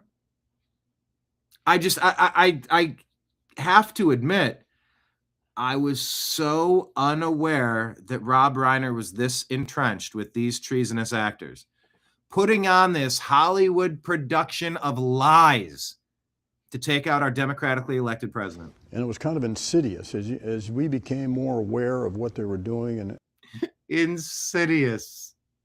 Once again, 3 fingers pointing back at himself. And then I think in the late summer, early fall of 16, when you really saw the magnitude of what they were doing. And for me... oh, really, Rob Reiner? I've seen a lot of bad stuff in my 50 years in intelligence, but nothing... Oh, you've seen some bad stuff, or you created a lot of bad stuff, you asshole? I don't recall anything that gave me viscerally, in the pit of my stomach, a more uncomfortable, uneasy feeling than when I realized what the Russians were doing. Right. The Russians have conducted active measures for many, many years. And in the physical domain, you have certain indicators and signatures that you can forensic. You lying sack of shit. You know, in hindsight, we know just how full of shit all these people are because they're just trying to topple Putin. They want to steal the resources and plunder Russia. Russia's not taking mass immigration to overthrow their nation with invaders of military age. Like, Russia's not going along with the plan. So they have to overthrow Russia. Oh, great. Let's pin Trump to Russia. Let's connect them at the hip and take them both out. Fuck all three of these assholes.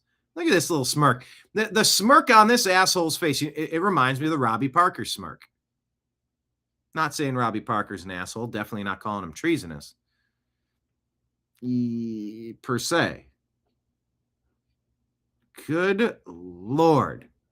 Knowing now what we know. Then, connect so that you can trace it back then to the ultimate perpetrator or... You're the ultimate perpetrator, you fuck. Who directed it. You are... No, Rob Reiner directed it. Rob Reiner directed it in this 21-minute clip. My God.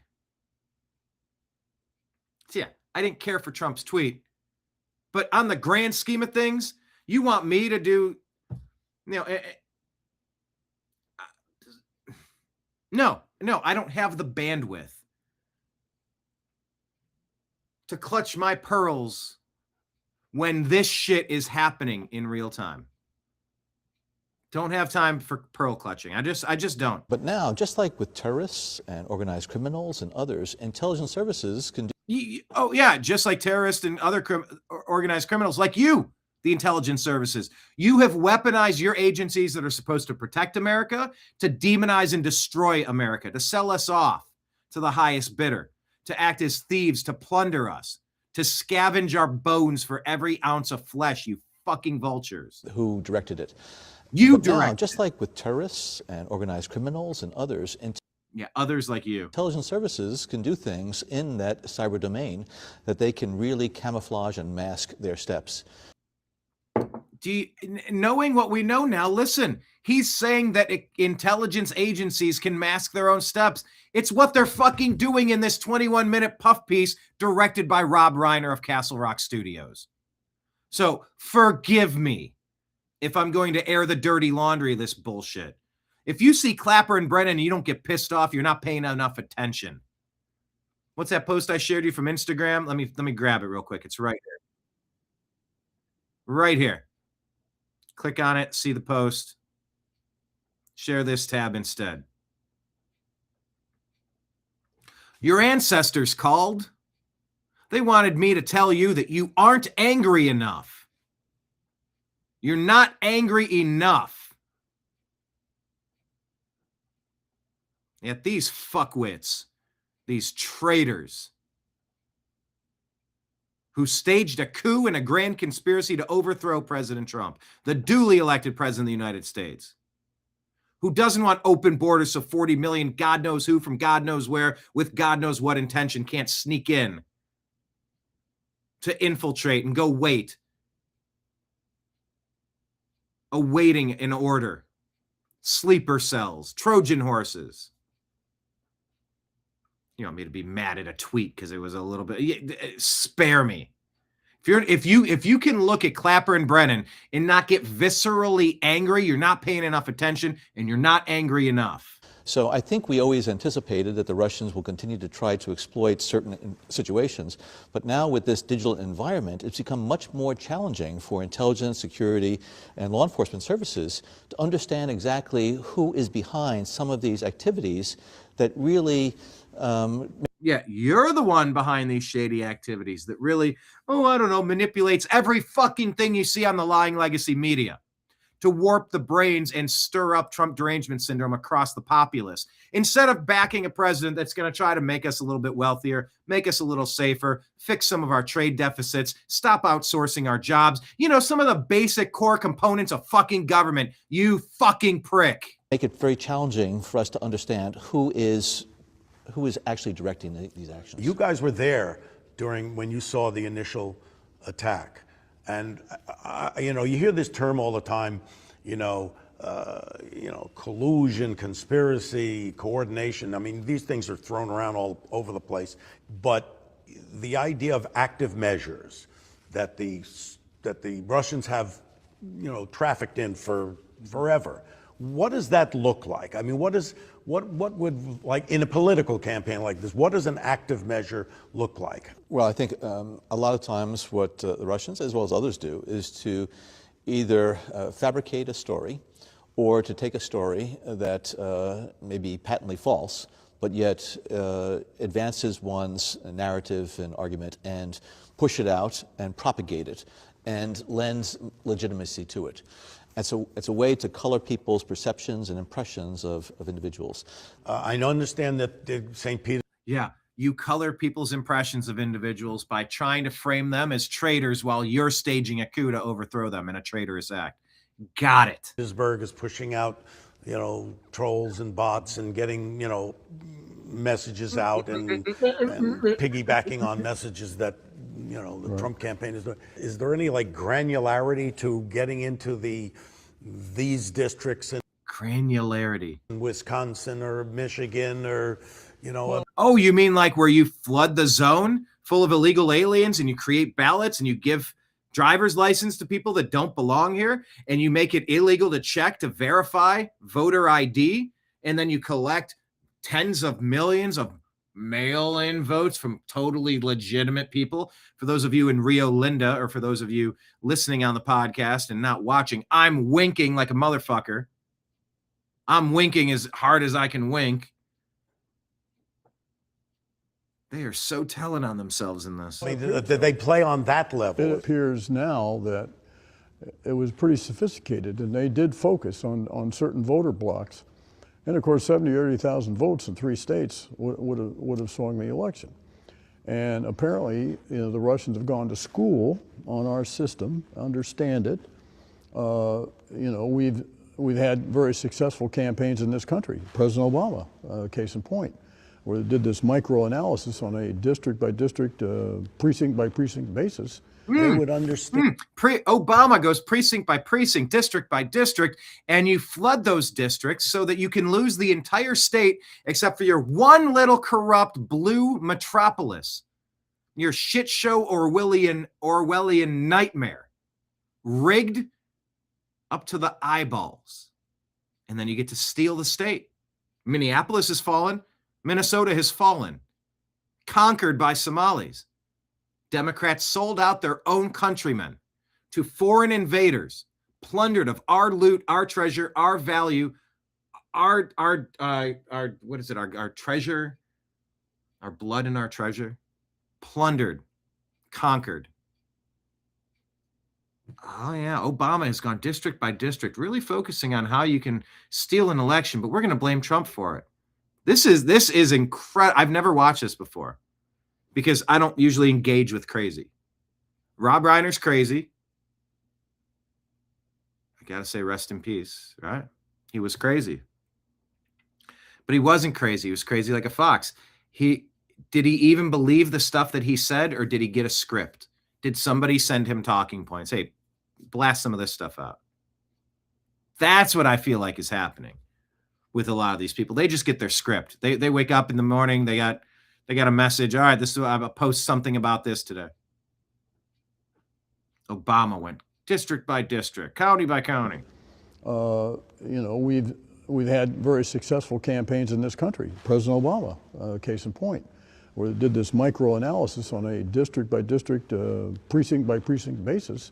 They would understand that based on just, observing American television, or they need some kind of help through a Cambridge Analytica or people on the ground who have been oh my God, oh my God, been developed. He did it over again. many That's a good years. question. They could have. Oh my God, he did it again. This is fucking incredible. TLDR, Cambridge Analytica scandal Come on, Grok. Political consulting firm Cambridge Analytica in 2018. So this is 2 years after this shit.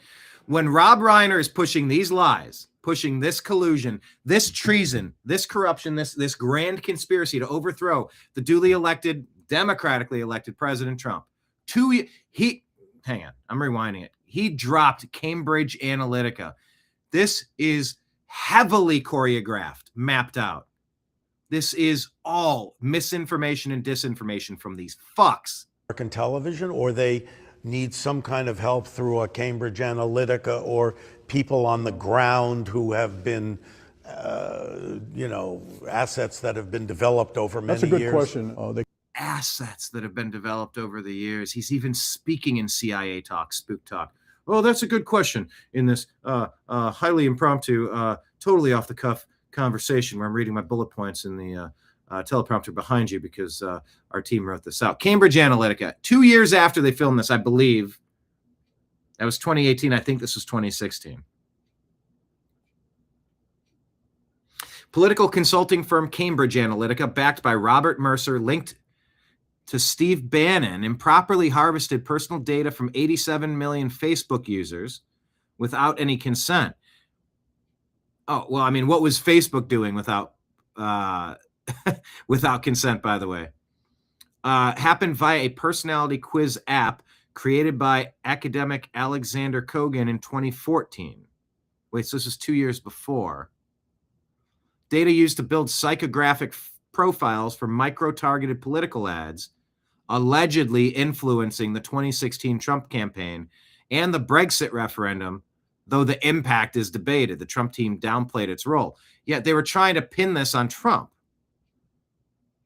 Christopher Wiley exposed it in 2018, along with undercover footage of executives boasting about dirty tricks, bribes, and entrapment. Cambridge Analytica shut down in 2018. Facebook faced massive backlash. By the way, the same Facebook that was bragging about manipulating your emotions, bragging about making people angry and being able to basically turn up the heat button. Oh, what did they do in 2020 during the Democrat Summer of Love riots? The nationwide terrorist campaign. All in an attempt to throw out President Trump. That's super interesting as well. Facebook paid to get drop boxes in those heavy, deep blue cities to overthrow heavy red states with alleged massive voter fraud. By the way, let's put the captions up here. For countervailing views on health and elections, go to cdc.gov, who.int, and visit cisa.gov/rumor control. Go get your countervailing views on anything regarding elections, of course. Hey, we'll just leave this up on the screen, shall we? Yeah, Facebook was eyeballs deep in this. Privacy risks, social media roles in elections. Oh, Cambridge Analytica. Yeah. Could have, but it's very clear that they understood the dynamic, the political dynamics, political landscape here, and they certainly understood how to use tools to exploit it. The Russians take full advantage of the openness of our society. They have operated here in the United States for many, many years. So they can have access to experts and others who they try to elicit information from, even those individuals who do not even know that they're interacting or supporting the Russians. So we're looking at the different attack vectors. Information was one of them in terms of what they were pushing out. Collecting information from the internet in terms of the email theft that went on with the DCCC, the DNC. But also we knew from... email theft! Oh my God, that's hilarious. That was an insider named Seth Rich, allegedly, who leaked all of that information. It went to, not Snowden, WikiLeaks. Why can't I think of the WikiLeaks guy's name? And then he was on there talking about how Seth Rich risked his life to expose it because Seth Rich was a Bernie Sanders guy. And Hillary and the DNC were rigging their primaries again, like they always fucking do, like they did to put Biden in charge in 2020, like they did to put Kamala Harris in charge. Nobody voted for Biden and Harris. Nobody voted for Harris ever. And very few were backing Biden. They rigged it so that he would take the power away from Bernie Sanders. They stole it from Bernie Sanders for Hillary Clinton in 2016. Seth Rich got pissed, so he leaked it to WikiLeaks. And then they killed him, allegedly. This is just such a hodgepodge of bullshit. I am enamored with this video. Information was one of them in terms of what they were pushing out. Collecting information from the internet in terms of the email theft that went on with the DCCC, the DNC. But also we knew from experience that they tried to pin email theft on Republicans in Russia. It was the Democrats who didn't want their fucking convention stolen and given to these oligarchs. Hillary Clinton, Joe Biden, the most corrupt, traitorous people our country's ever seen this side of Benedict Arnold. Unreal. the Russians had many different methods of influencing elections in Europe. Getting politicians to accept money, trying to get push money into political parties, maybe camouflaging the source, and extorting. You mean like Act Blue that James O'Keefe has exposed over and over again, allegedly. And even blackmailing individuals. Even blackmailing individuals. Jeffrey Epstein has entered the chat, you fuckers. Wow. To work with them. We've seen that across the board, and there's a lot of publicly available information and stories about that. To try to understand the intersection between money laundering, cyber warfare, and influence peddling, I mean, how does all of that work? Well, to the extent that you can hide the money, hide the disguise sources of funding for political action groups, which may be quite legitimate. They'll use financial instrumentalities to hide the passage of that of that funding to political movements or interest groups. But I do know. Yeah, Julian Assange in that interview talked about Seth Rich. He alluded to it as heavily as you possibly can. This side of Candace Owens saying Erika killed Charlie. That collusion is clearly a tool in the kit bag that the Russians will use. Right. Yeah, the collusion between Rob Reiner, Hollywood, and the deep state. So any way they can co-opt somebody, right, recruit them, influence them, even on where the party that they're recruiting is unwitting, they'll do it. And I suspect they did so at every opportunity where they saw an opening, they'll exploit it. But following that financial trail is so critically important on so many aspects of national security. We do it in the terrorism realm. We do it in the counterintelligence realm. We do it in the proliferation arena as well. Yeah, the Committee to Investigate Russia, a nonprofit group focused on, nonprofit.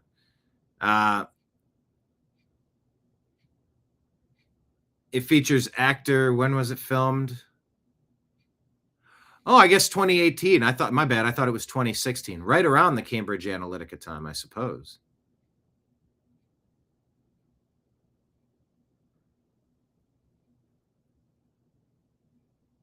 Huh. Features actor-director Rob Reiner, a CIR advisory board member interviewing former director of national intelligence James Clapper, also on the CIR advisory board, and former CIA director John Brennan. This is incredible, people. I'm just, this is Rob Reiner. And the FBI financial investigators, as well as the intelligence community financial analysts, they are tremendous. And that's why I do have confidence that Bob Mueller and others are going to get to the bottom of some of this by tracing the money and see what might have, circumvented the normal procedures for moving money. And was there a motivation, a political motivation behind it, either on the giver or the receiver's part? I mean, listen, we talk about, our system, our democratic way of life came under attack. I mean, we use those terms, because they attacked an election.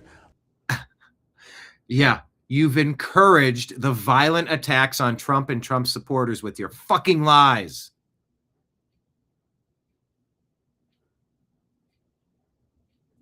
But we don't talk about it in terms of war. I mean, you know, it's cyber war, and it's a. You mean like the war that Biden started as soon as you removed Trump in a coup? The millions of dead Russians and Ukrainians that didn't need to happen? The war that you fucking Democrats started by pushing with Victoria Nuland year after year after year with NATO to keep pushing and pushing and pushing in Ukraine, the most corrupt country on earth? That war, Rob Reiner? You know, there's no tanks, there's no planes, there's no infantry. I mean, there's none of that. And yet, perhaps Putin thinks of it as, I mean, because if you say it's been going on for a long time, which it has been, since probably the Tsarist days, it is a war. It's a war for wrestling for an ideology, whether or not democracy is going to survive. He's been trying to undermine it for forever. So in his mind, it is a war. So how do we respond? Yeah, I think we have to strengthen that cyber environment, certainly. We learned some very painful lessons because of 9/11. But as a result of 9/11, the Congress established a commission, 9/11 Commission, that tried to address those gaps, those shortcomings. I have been a long proponent of having a similar type of commission established by Congress, an independent commission, that can take a look at what we need to do in the future to better protect and safeguard that environment, and have the engineers and futurists and technologists and scientists and U.S. officials and private sector, all of them getting together, something akin to a major undertaking to look at it strategically. So trying to strengthen that environment, and it's not just against attempts to interfere in the election, but also, again, criminals and terrorists and pedophiles and others. And I don't think we as a country have yet. Wow, it sounds like he's explaining the Epstein thing completely. You know, the thing about the Epstein case, it of course, Epstein, Israel, Jew, Epstein, Jews, Israel, Jews, Epstein, Jews. What about the CIA, the NSA? What about the American involvement in this? It's easy to point a finger out and go, no, it was Israel, it was the Jews, it was Epstein. No, it was them. I don't think people are talking enough about our own intelligence agency services destroying countless numbers of children in order to get some political power and blackmail, some espionage, to get some power and control over foreign dignitaries, Prince Andrew, heads of corporations, tech.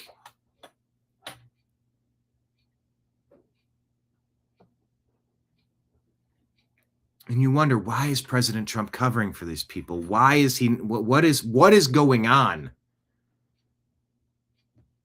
To what degree was it America that was doing this stuff? Not just some guy named Epstein. Oh, Les Wexner, some rich guy who had a company. Oh, a lot of people implicated, but to what role was it the American government doing this?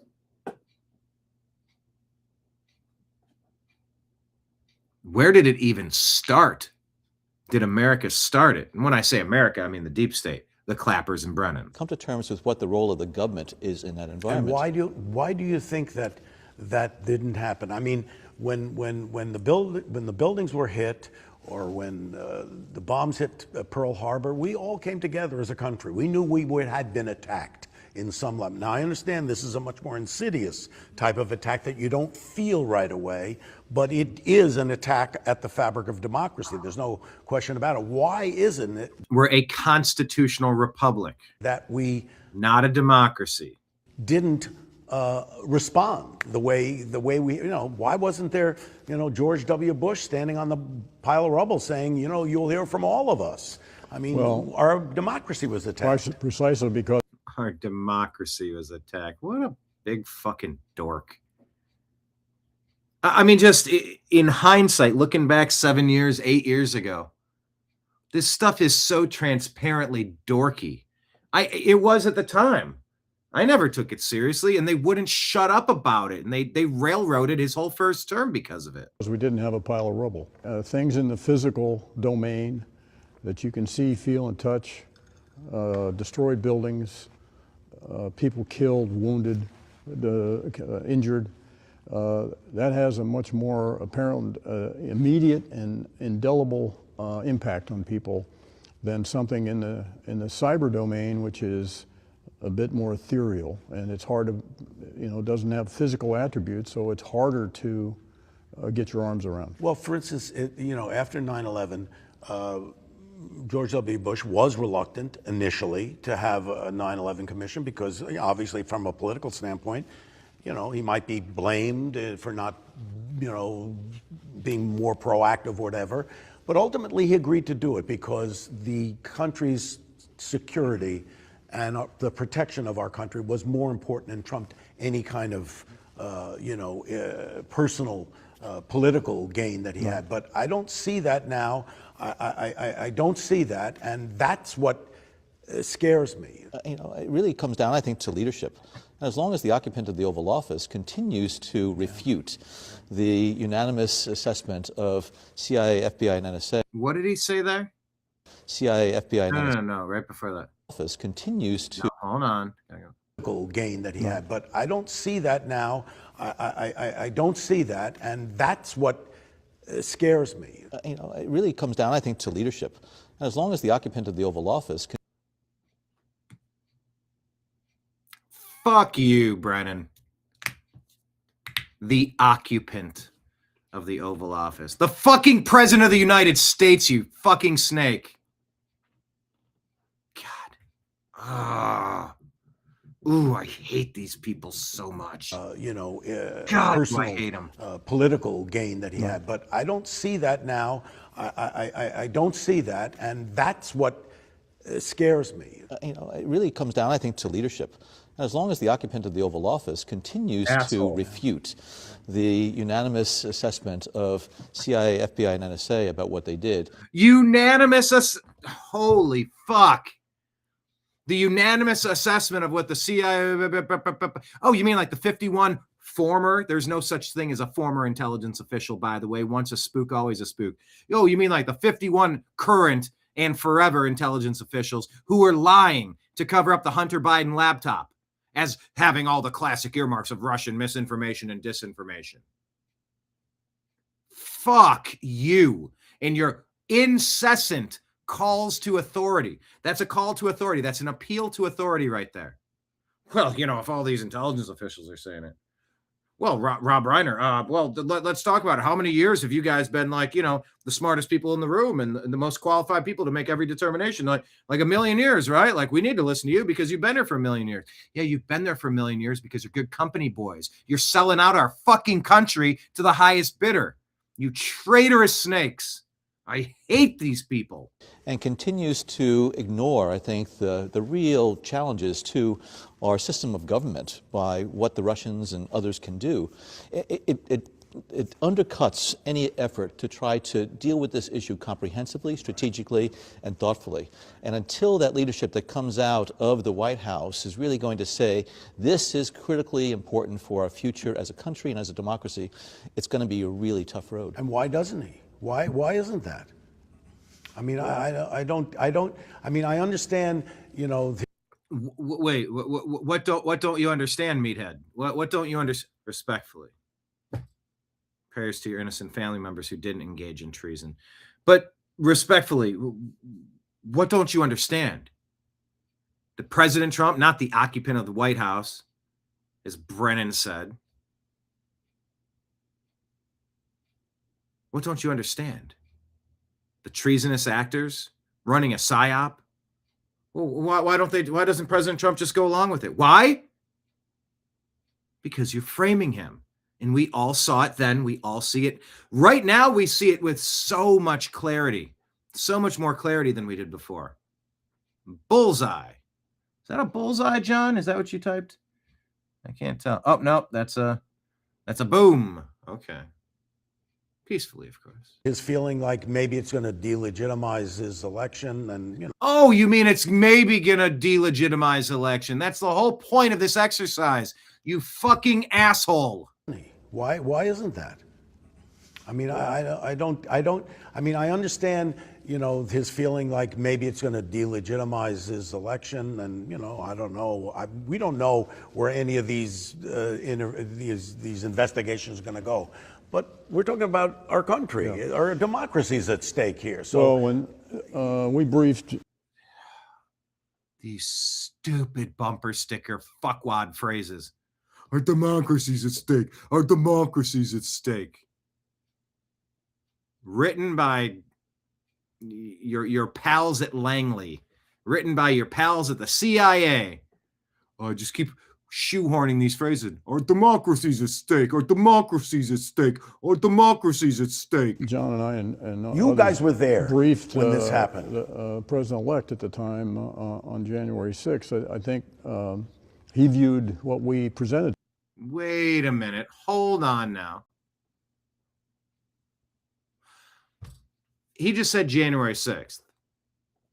I asked Grok when this was filmed, and they said 2018. January 6th was 2021.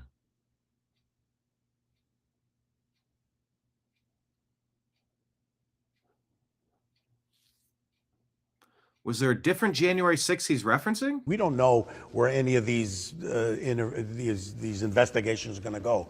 But we're talking about our country. Our democracy is at stake here. Our democracy's at stake. We briefed, John and I and you guys were there briefed when this happened. The president-elect at the time on January 6th. I think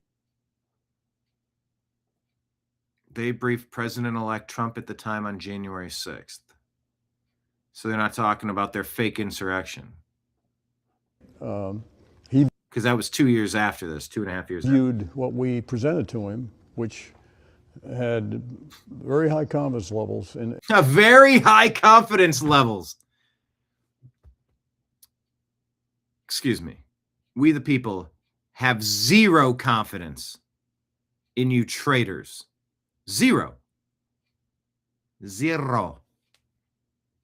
confidence. And what we presented him, which, by the way, Rich, by the way, I got one more talking point. I got a talking point. They highlighted this in the italicized. They got the yellow marker. They got the highlighter. They got the point I'll make had nothing to do with the dossier. We did not draw on the dossier. The dossier, the liar. He didn't draw on the dossier. Yes, they did. Very high confidence levels in what we presented him, which, by the way, had nothing to do with the dossier. We did not draw on the dossier. The dossier, the infamous dossier, was the infamous dossier. Paid for by Hillary Clinton, Perkins Coie, and the Democrat National Committee, allegedly, right? Is that the dossier that you're talking about? The ones that you created so that you could spy on candidate Trump, President Trump? I hate these people so much. Hate Clapper Brennan.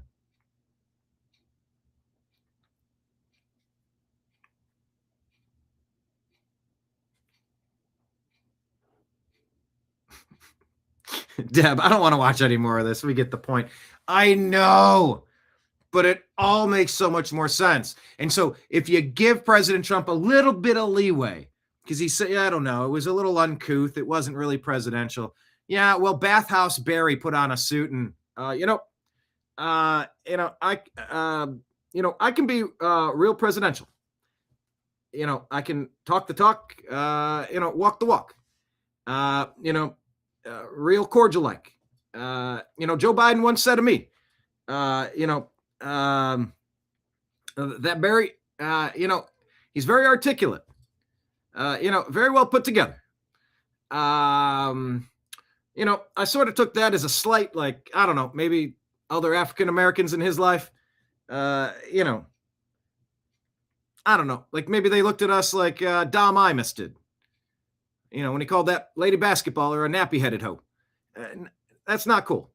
I always felt Joe Biden saying, Barack, he's so articulate that it was kind of a slight, kind of a wink and a nudge that most of us aren't.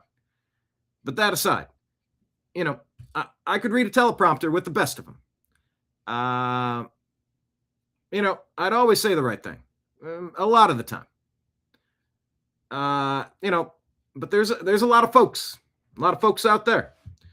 You know, they don't, you know, they're not going to fall for the old okey doke. You know, they're going to look at me and say, you know, Barry, you didn't build that. You didn't build that.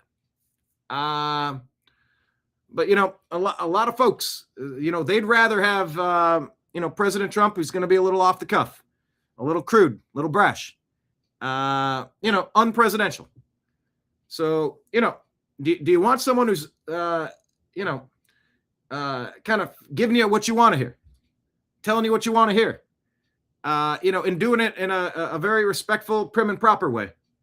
Or, you know, I mean, Donald was right to be pissed at this guy.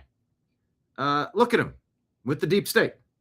My buddies Clapper Brennan, you know, they ran that grand conspiracy with me and Hillary. You know, spy on Trump, frame Trump, multiple impeachments of Trump. You know, Trump was on to us when, you know, I said, if I could have a third term, you know, from the basement, maybe in my pajamas, and that guy up there, or girl, you know, if I could, you know, tell them what to say, maybe have a shadow term, you know, he's kind of onto us. But, you know, either say things the right way or kind of say the right things. Pick your poison. Obama was always so damn fake. Calm blue ocean, calm blue ocean, calm blue ocean. What is that from? That's also like woosah, woosah. You got to rub your ear, woosah. What is calm blue ocean from? Obama was always rehearsed and fake. Yes, he was. Not a part of our intelligence community assessment. Right. What we did present it to him, which had very high confidence levels in what we presented him, which very high confidence level. By the way, a point I'll make. Which, by the way, had nothing to do with the dossier. We did not draw on the dossier. The dossier, the infamous dossier, was not a part of our intelligence community assessment. Right. Lies. And Rob Reiner is saying right, going along with it. Nice little foot soldier for the deep state. What we did present, we had very, very high confidence level. Very high confidence. And I believe his first reaction to it was that this caused a question about the legitimacy of his election. Yeah, that was the whole fucking point. And we know it. We always knew it. Y'all are traitors. Traitors. Which wasn't the intent at all. Yes, it was the intent. It's the whole fucking reason you did it. And to push for your war in Russia, Ukraine. You demons. Millions of body bags because of you fuckers. And yeah, I get it. That's important. Yeah, but the bigger issue here, and what is bothering. Yeah, tell me, what's the bigger issue? Our plans for global domination. Be damned. The American people be damned. Because we're in charge. We're smarter. Bothersome to me is a singular indifference to the threat posed by Russia. To me, in the way I see it, it goes beyond, you know, not pushing back. There's been an active, you know, effort on the administration's part to denigrate the intelligence community, to denigrate law enforcement. And yes, he's denigrating the traitors in the intelligence agency who sold their souls, sold our country down a river for a bill of goods. Denigrate. How dare this uncouth rapscallion denigrate our supreme overlords, our reptilian commanders of the deep state. Fuck all of you. And the Justice Department. And to me... Oh, the rigged Justice Department. How many fake impeachments, how many fake charges? Letitia James, Alvin Bragg, etc. That's the most disturbing because we're... Oh, that's the most disturbing. Talk about pillar. It's one thing to say fake news, and... Yeah, to destroy your lying legacy media outlets that you've been running unopposed essentially for decades. Media is, you know, destroyed, or he tries to destroy the credibility of the media, but he's trying to destroy the credibility of our security system. Well, I have said consistently that in the case of the intelligence community, I believe the The intelligence community as an institution will continue to convey truth to power. And whether the power... Truth to power. The truth of we the people confronting your power because you're a venomous snake, a deceiver. Accepts that truth or not, well, that's another issue. Now, I don't know how long that can be sustained. I do worry about that, but I believe the fundamental instincts of the community are to do the right thing.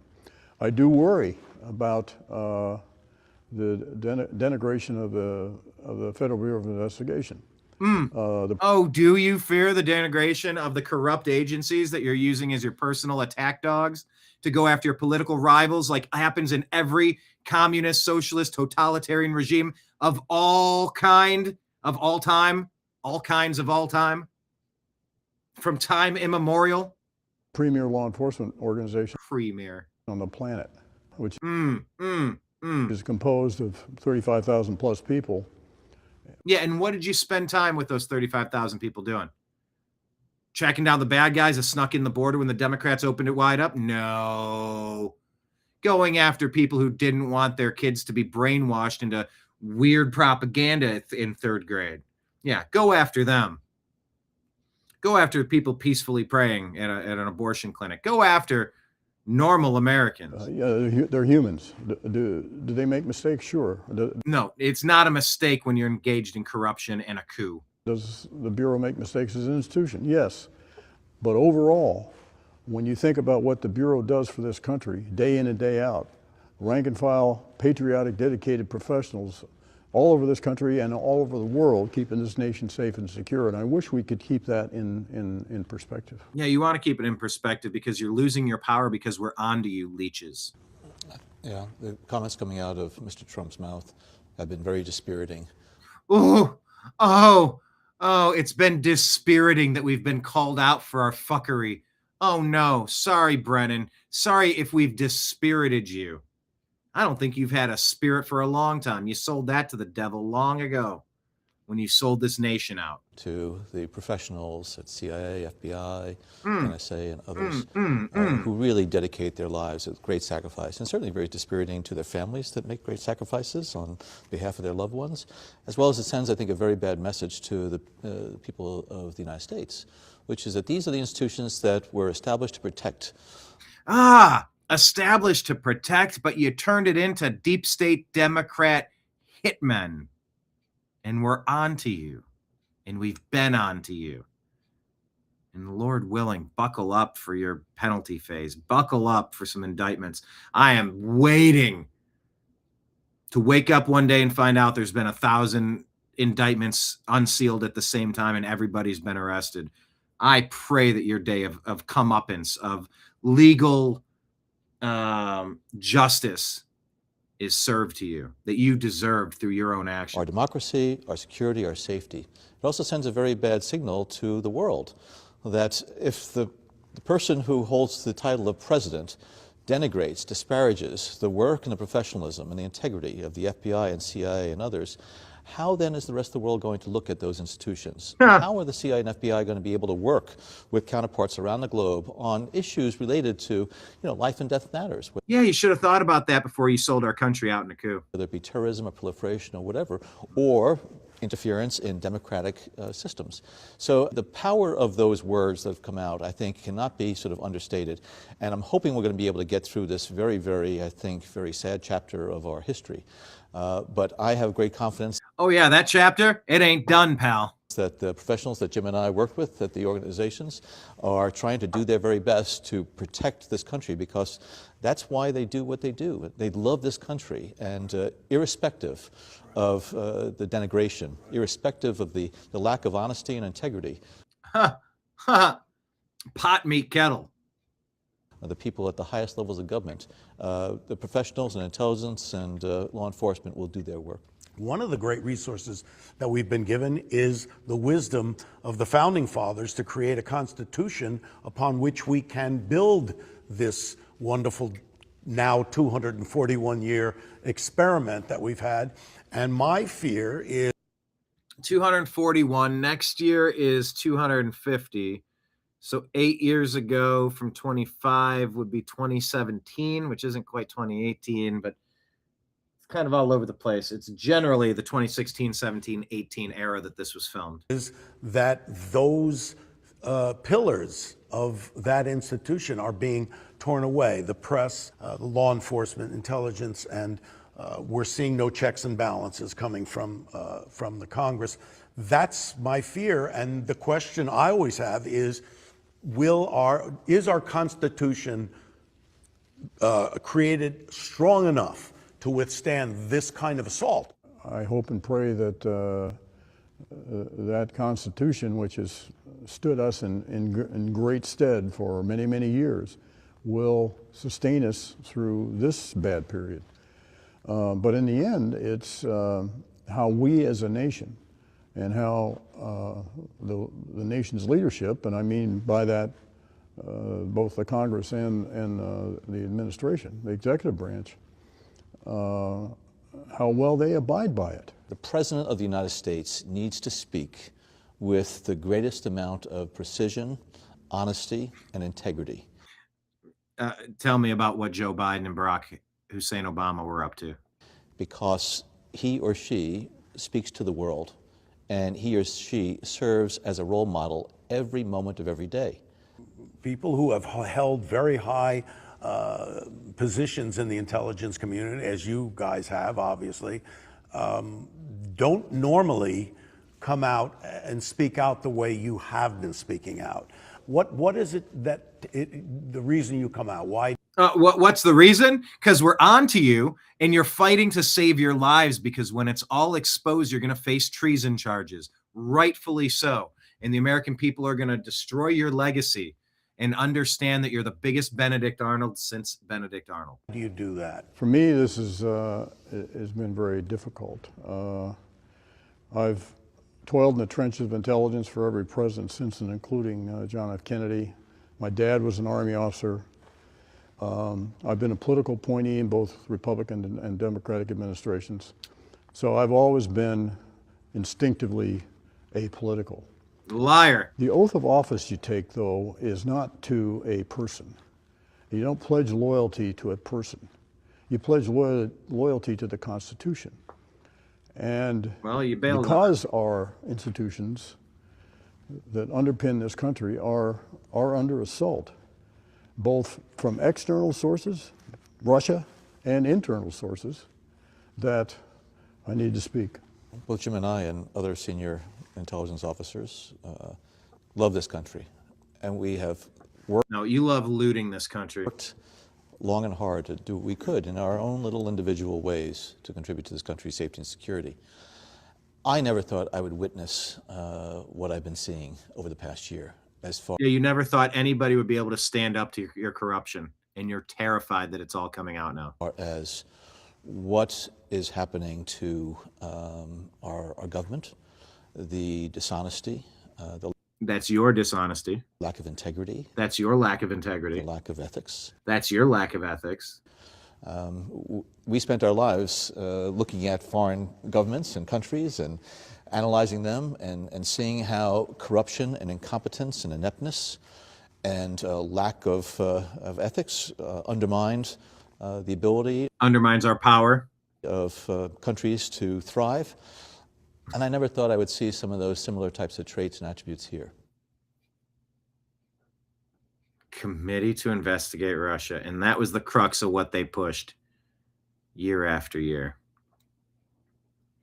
All right, rapid fire, because I got to get ready for my Strictly Football show. DC Police Chief Pamela Smith allegedly manipulated crime data to artificially lower the crime stats.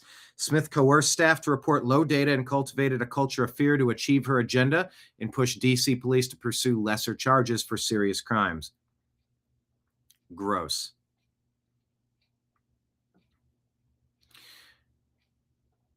Oh, more Rob Reiner about. It occurred to me that, we've heard this cliche our whole lives. When our country is attacked, politics stops at the water's edge. This is the first time that didn't happen. And I started to think, I don't know that the public understands the gravity of what the Russians were able to do and continue to do here. What? In the United States. They've attacked us. They are trying to undermine our democracy. Yeah, you're trying to undermine our democratically elected president. And for some reason, we are not understanding the gravity of this. And I think a big part of that is because the president of the United States is not saying, you know, in the Oval Office, you know, my fellow Americans, we've been attacked.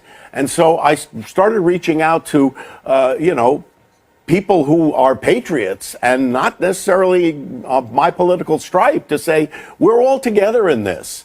Our country is attacked. Democracy is on the brink to you know, if we're going to survive, we need to come together as Americans and understand what happened. Oh, yeah, Max Boot. We put him on the bingo board, a show I did with, he's one of the worst. Leon Panetta.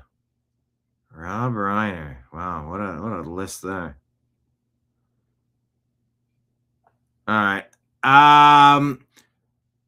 ICE tells Newsmax the agency has no record of stopping a car driven by the son of Ilhan Omar, as the Congresswoman claims.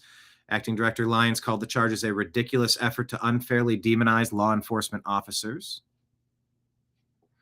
Bellevue police officer lured by a false 911 call and then ambushed was stabbed by a Muslim man named Mohammed Morey Bangura, 38 years old. There's no mugshot because Washington State protects the identities of their criminals and illegal aliens. This should be nationwide news, according to Dapper Detective.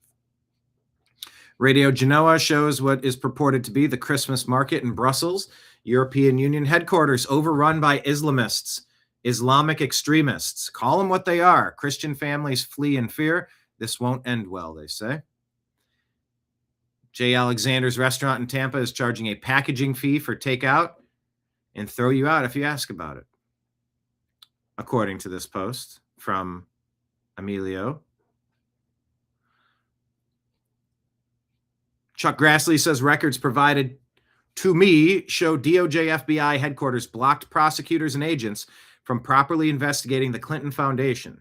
Now compare that with Arctic Frost. Jack Smith issued hundreds of subpoenas on Republican targets, including members of Congress, without clear predicate, which is a double standard of justice. Asheville, North Carolina, Vice Mayor Antoinette Mosley, a Democrat who appears to have cast ballots in both Georgia and North Carolina in 08, 12, and 2014, has just filed for re-election. She also claimed a homestead tax exemption in Georgia, which is legally only available to those with a permanent residence. What is going on? This looks like fraud. At least that's the accusation, according to Matt Van Swole. Zero Hedge says Clinton judge has ordered the destruction of key evidence in the case against James Comey. Oh, shit. Bondi Beach hero who helped disarm the terrorist before police mistakenly shoot him. They say he was shot. Luke Radowski says, oh my God, it gets worse. The quick-thinking civilian then begins to raise his hands and back away from the scene, but gunfire continues to ring out as he shouts, don't shoot. The cops shoot the only man stopping the mass shooting. Here's real video. Check this out. This should be your moment of zen. I'll come back to this. Linda Moynihan says we're seeing 77% of grapes in France are coming from migrants, illegal alien invaders. There's a real question that people on the right have about certain cultures. Abby Phillips says, what cultures? Moynihan, the cultures that are okay with female genital mutilation. You think? Elon talks about the indoctrination in our schools. The amount of indoctrination that's happening in schools and universities is, I think, far beyond what parents realize. Let me give you an example that a friend of mine told me, which his daughters go to high school in the Bay Area, and he was asking them, like, who are the first few presidents of the United States? They could name Washington, and I said, well, what do you know about him? Well, he was a slave owner. What else? Right. Exactly. Nothing. Right. Like, okay, that's maybe you should know more than that. Yeah. Yeah. Slavery is obviously a horrific institution, but we should still know more about George Washington than that. And also know that it's a global institution, and America fought to end it, unlike where it's happening in the Middle East and Africa today. Lord Bibo says, this is in France. In villages, you have nice local farmer shops. where farmers put out self-made products for sale. You take what you need and you leave the money for the products. Easy and simple. Truth-based shopping. But this shop in Huntsville was just plundered shamelessly. Are these Islamists here breaking their society down? They keep returning and returning, taking more and more. They empty the whole place out.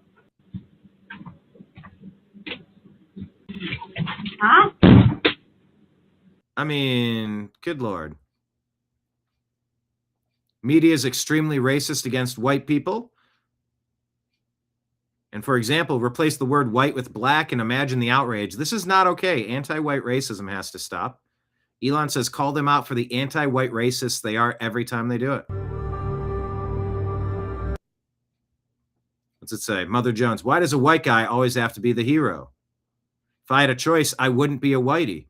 Proudly Jewish, proudly gay, reluctantly white. White people, we need to talk about your neighborhoods. White savior films are problematic. Here's why. Dear fellow white men in tech, stop it. Britain is racist. There, I said it. Autopsies can uphold white supremacy. Why white people concerned about black people looting is racist. The way you choose to carry your child is racist. The white male is the biggest risk in spreading the virus. Finally, the U.S. admits AP classes are too white. The unwatchable whiteness of holiday movies. Why are my fellow whites so awful at naming children? 17 foods that white people have ruined. It was on for 4 minutes. Call them out. Megan Basham here says, Mark Halperin has heard that the family of Ella Cook, the Christian conservative student who lost her life at Brown University, has been told that she was, in fact, the shooter's target. John Solomon reports the FBI to give Congress a bombshell memo warning Biden DOJ didn't have probable cause to raid Trump's Mar-a-Lago home. Vitorino says the thing about calling DEI economic genocide is that it undersells it. Yes, young white men were systematically excluded from careers during their peak marriage years, but that's just first order effect. Second order, marriage market collapses. Women date across and up. Men without careers become invisible to women who would have married them and disappear. The eligible bachelor pool shrinks. Third order, fertility crisis. Fewer marriages, fewer children, but it's worse than just men not marrying or having families. The women who won the DEI lottery got careers instead of families, delayed fertility until it was too late. DEI attacked family formation from both sides, excluded white men from provider roles, and diverted women from their fertility window. Everyone loses. Fourth order, psychological. Young men couldn't even name what was happening to them. The same institutions that excluded them told them they were privileged, that complaining was proof of weakness, so they internalized failure as personal inadequacy rather than systemic rigging, retreated into depression, video games, and porn. The symptoms we then pathologized as male failure. The system broke them on purpose, then blamed them for being broken. Fifth order, institutional trust gone. Once you know positions are filled by demographics other than competence, every credential becomes suspect, if not a priori worthless. Is your doctor qualified or a diversity hire? Your pilot, your engineer? You can't prove any individual is incompetent, but you can't trust any individual is competent either. Medicine skepticism, academic failure, media skepticism, none of this emerged organically. It was manufactured by the DEI hire you can't be sure is qualified to treat you. Sixth order, reality became unspeakable. Noticing any of this is a fireable offense. Pointing out the obvious gets you called a bigot or deplatformed or fired. Pure totalitarian censorship, and the problem couldn't even be acknowledged until now, finally. Men knew they were being cheated but couldn't say it. Women sensed something was wrong with the men but couldn't identify it. Relationships poisoned by a dynamic neither party could name. Seventh order, the feedback loop. Fewer eligible men means more women competing for a shrinking pool, more women losing the marriage market, more resentment, more men are trash, more support for DEI, fewer eligible men, and the system accelerates itself. And the worst part is that DEI was just the economic arm. The same people and institutions push the complete package, toxic masculinity, to pathologize male identity. The future is female, as explicit zero-sum framing delusion. Believe all women, to weaponize trust against men. Men are trash, to normalize open contempt. A coordinated ideological assault on family formation. And it even had a business model. HR departments exploded. Millions of jobs invented to administer the regime. DEI consultants became a multi-billion-dollar industry. Politicians got voting blocks dependent on racial grievance. Established boomers kept their positions while their competition was eliminated. The architects knew what they were doing. You don't accidentally build a system that specifically targets men during peak marriage years, tells them they deserve it, makes it unspeakable to complain, attacks their identity as toxic, promotes women into career tracks that burn their fertility, then acts confused when society collapses. Yeah, also, that's when you have to import the third world to fill all the roles that don't exist because the families aren't there. I'll add that. If you wanted to suppress the fertility of a specific demographic, like white people, engineer the breakdown of trust between the sexes and make it illegal to notice. The playbook would look exactly like this. DEI should be held responsible for the fertility crisis, the marriage collapse, the epidemic of male depression and suicide, the destruction of institutional trust, the atomization of society, and the manufactured war between men and women. But DEI was the weapon. The people who designed it, funded it, made it mandatory, enforced it through HR, fired anyone who resisted, called all opposition hate and racism, built careers and industries on its maintenance. They knew. They're the ones who should be remembered as the architects of one of the worst crimes against humanity. That is an excellent post, summing up who we are and how we got here. That's all on our X feed. So find us and share it. Oh, I wanted to leave you with the moment of Zen. This is pretty ridiculous. This is a good moment of Zen, methinks. And we'll wrap it up here because I got to get my other show going. I got to hurry up and stop work so I can get to work. Hey. Well, working 2 jobs, you must be rolling in the dough. Fully crowdfunded based on views and the donations of viewers like you. All right, this here is, look at this. It looks like a skit out of Telemundo, but Paul Spula says this is a real video of a Mexico City Congress session on Monday. Legislators can be seen shoving each other and pulling hair at the podium. The opposition party did this to physically block voting on the budget. What a complete mess and embarrassment.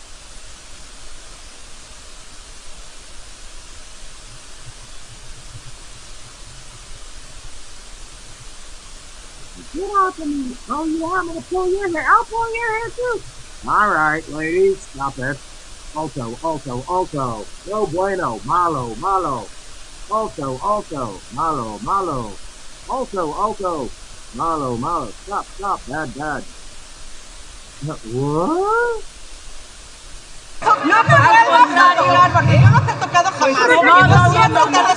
Compañeras y compañeros, por favor, les pido por favor.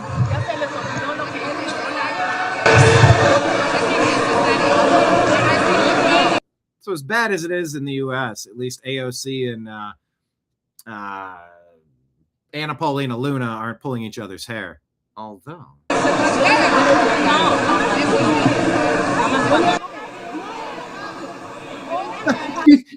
she just tickled her. Oh my God. Watch this blob on the left and this lady on the left in the white shirt. Watch this. She tickles her underarm.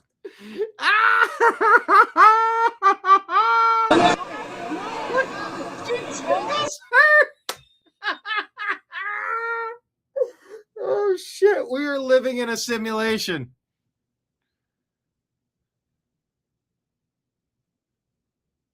Oh, she's got her arm up and she tickles her.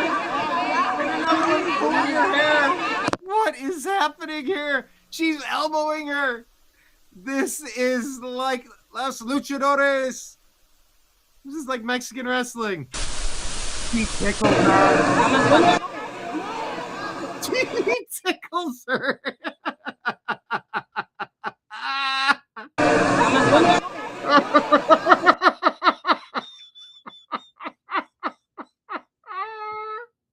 She tickles her underarm. Look at this lady in black. She tickles her. Holy shit.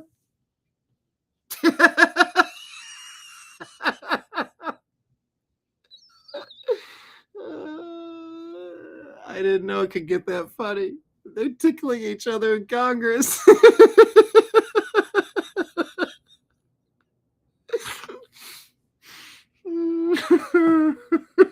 She's tickling.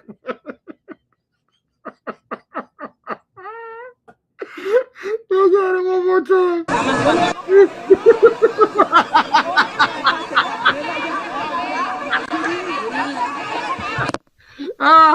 She tickled her. She's elbowing her. They're slapping each other. Oh my God.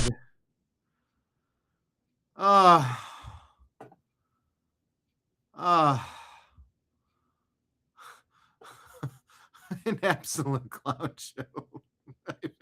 I feel violated watching that. Elbow on the chunky one, she said.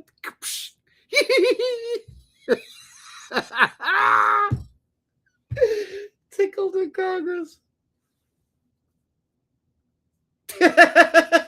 It's so stupid. It's the stupidest shit I've seen in so long. Oh, I just needed to laugh after all this. Oh, that was so much better than I'd anticipated. Thank you for being here. All that over breakfast taco. No, it was. They said it was to pass to vote on a budget. I can't remember the last time I've tickled an adult in public. Anyway, thank you all for being here.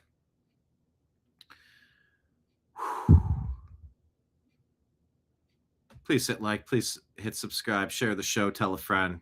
Venmo, Cash App, PayPal, tip jars, Rumble Rant, Super Chats, Patreon. It's all there if you appreciate the program. My God. Yeah, you missed a lot of it, but my gosh, you found Tickles McGee. Is it Pickles? Danette chops pickles, and you call it Tickles McGee. Yeah, finally you can work again. Yeah, you can work again because I'm going to be back talking about the NFL action on Strictly Football. Oh my gosh, I got to wrap this show and bring it up. Strictly Football coming up at 3 p.m. That's 10 minutes from now with myself, Mike Barra, Jim Mitchell, and Ezrael Robinson. That's Strictly Football here on the New American Media. Signing out for everybody out there in the TNAM universe. Thank you all for being here. Deb saying Brian's show is a roller coaster of emotional turmoil. That's so verbose. I think it would make a perfect bumper sticker. TNAM, a roller coaster of emotional turmoil. Speaking of laughing.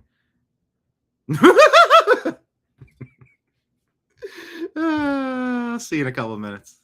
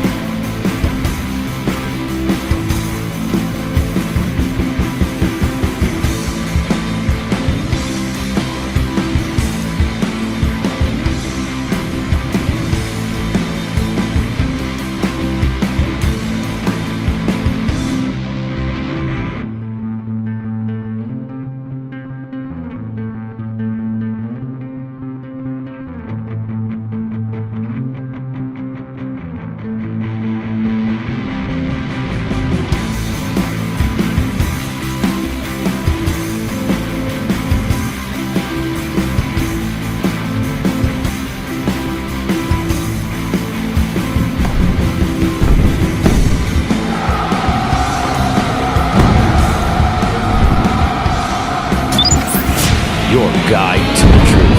TheNewAmericanMedia.com.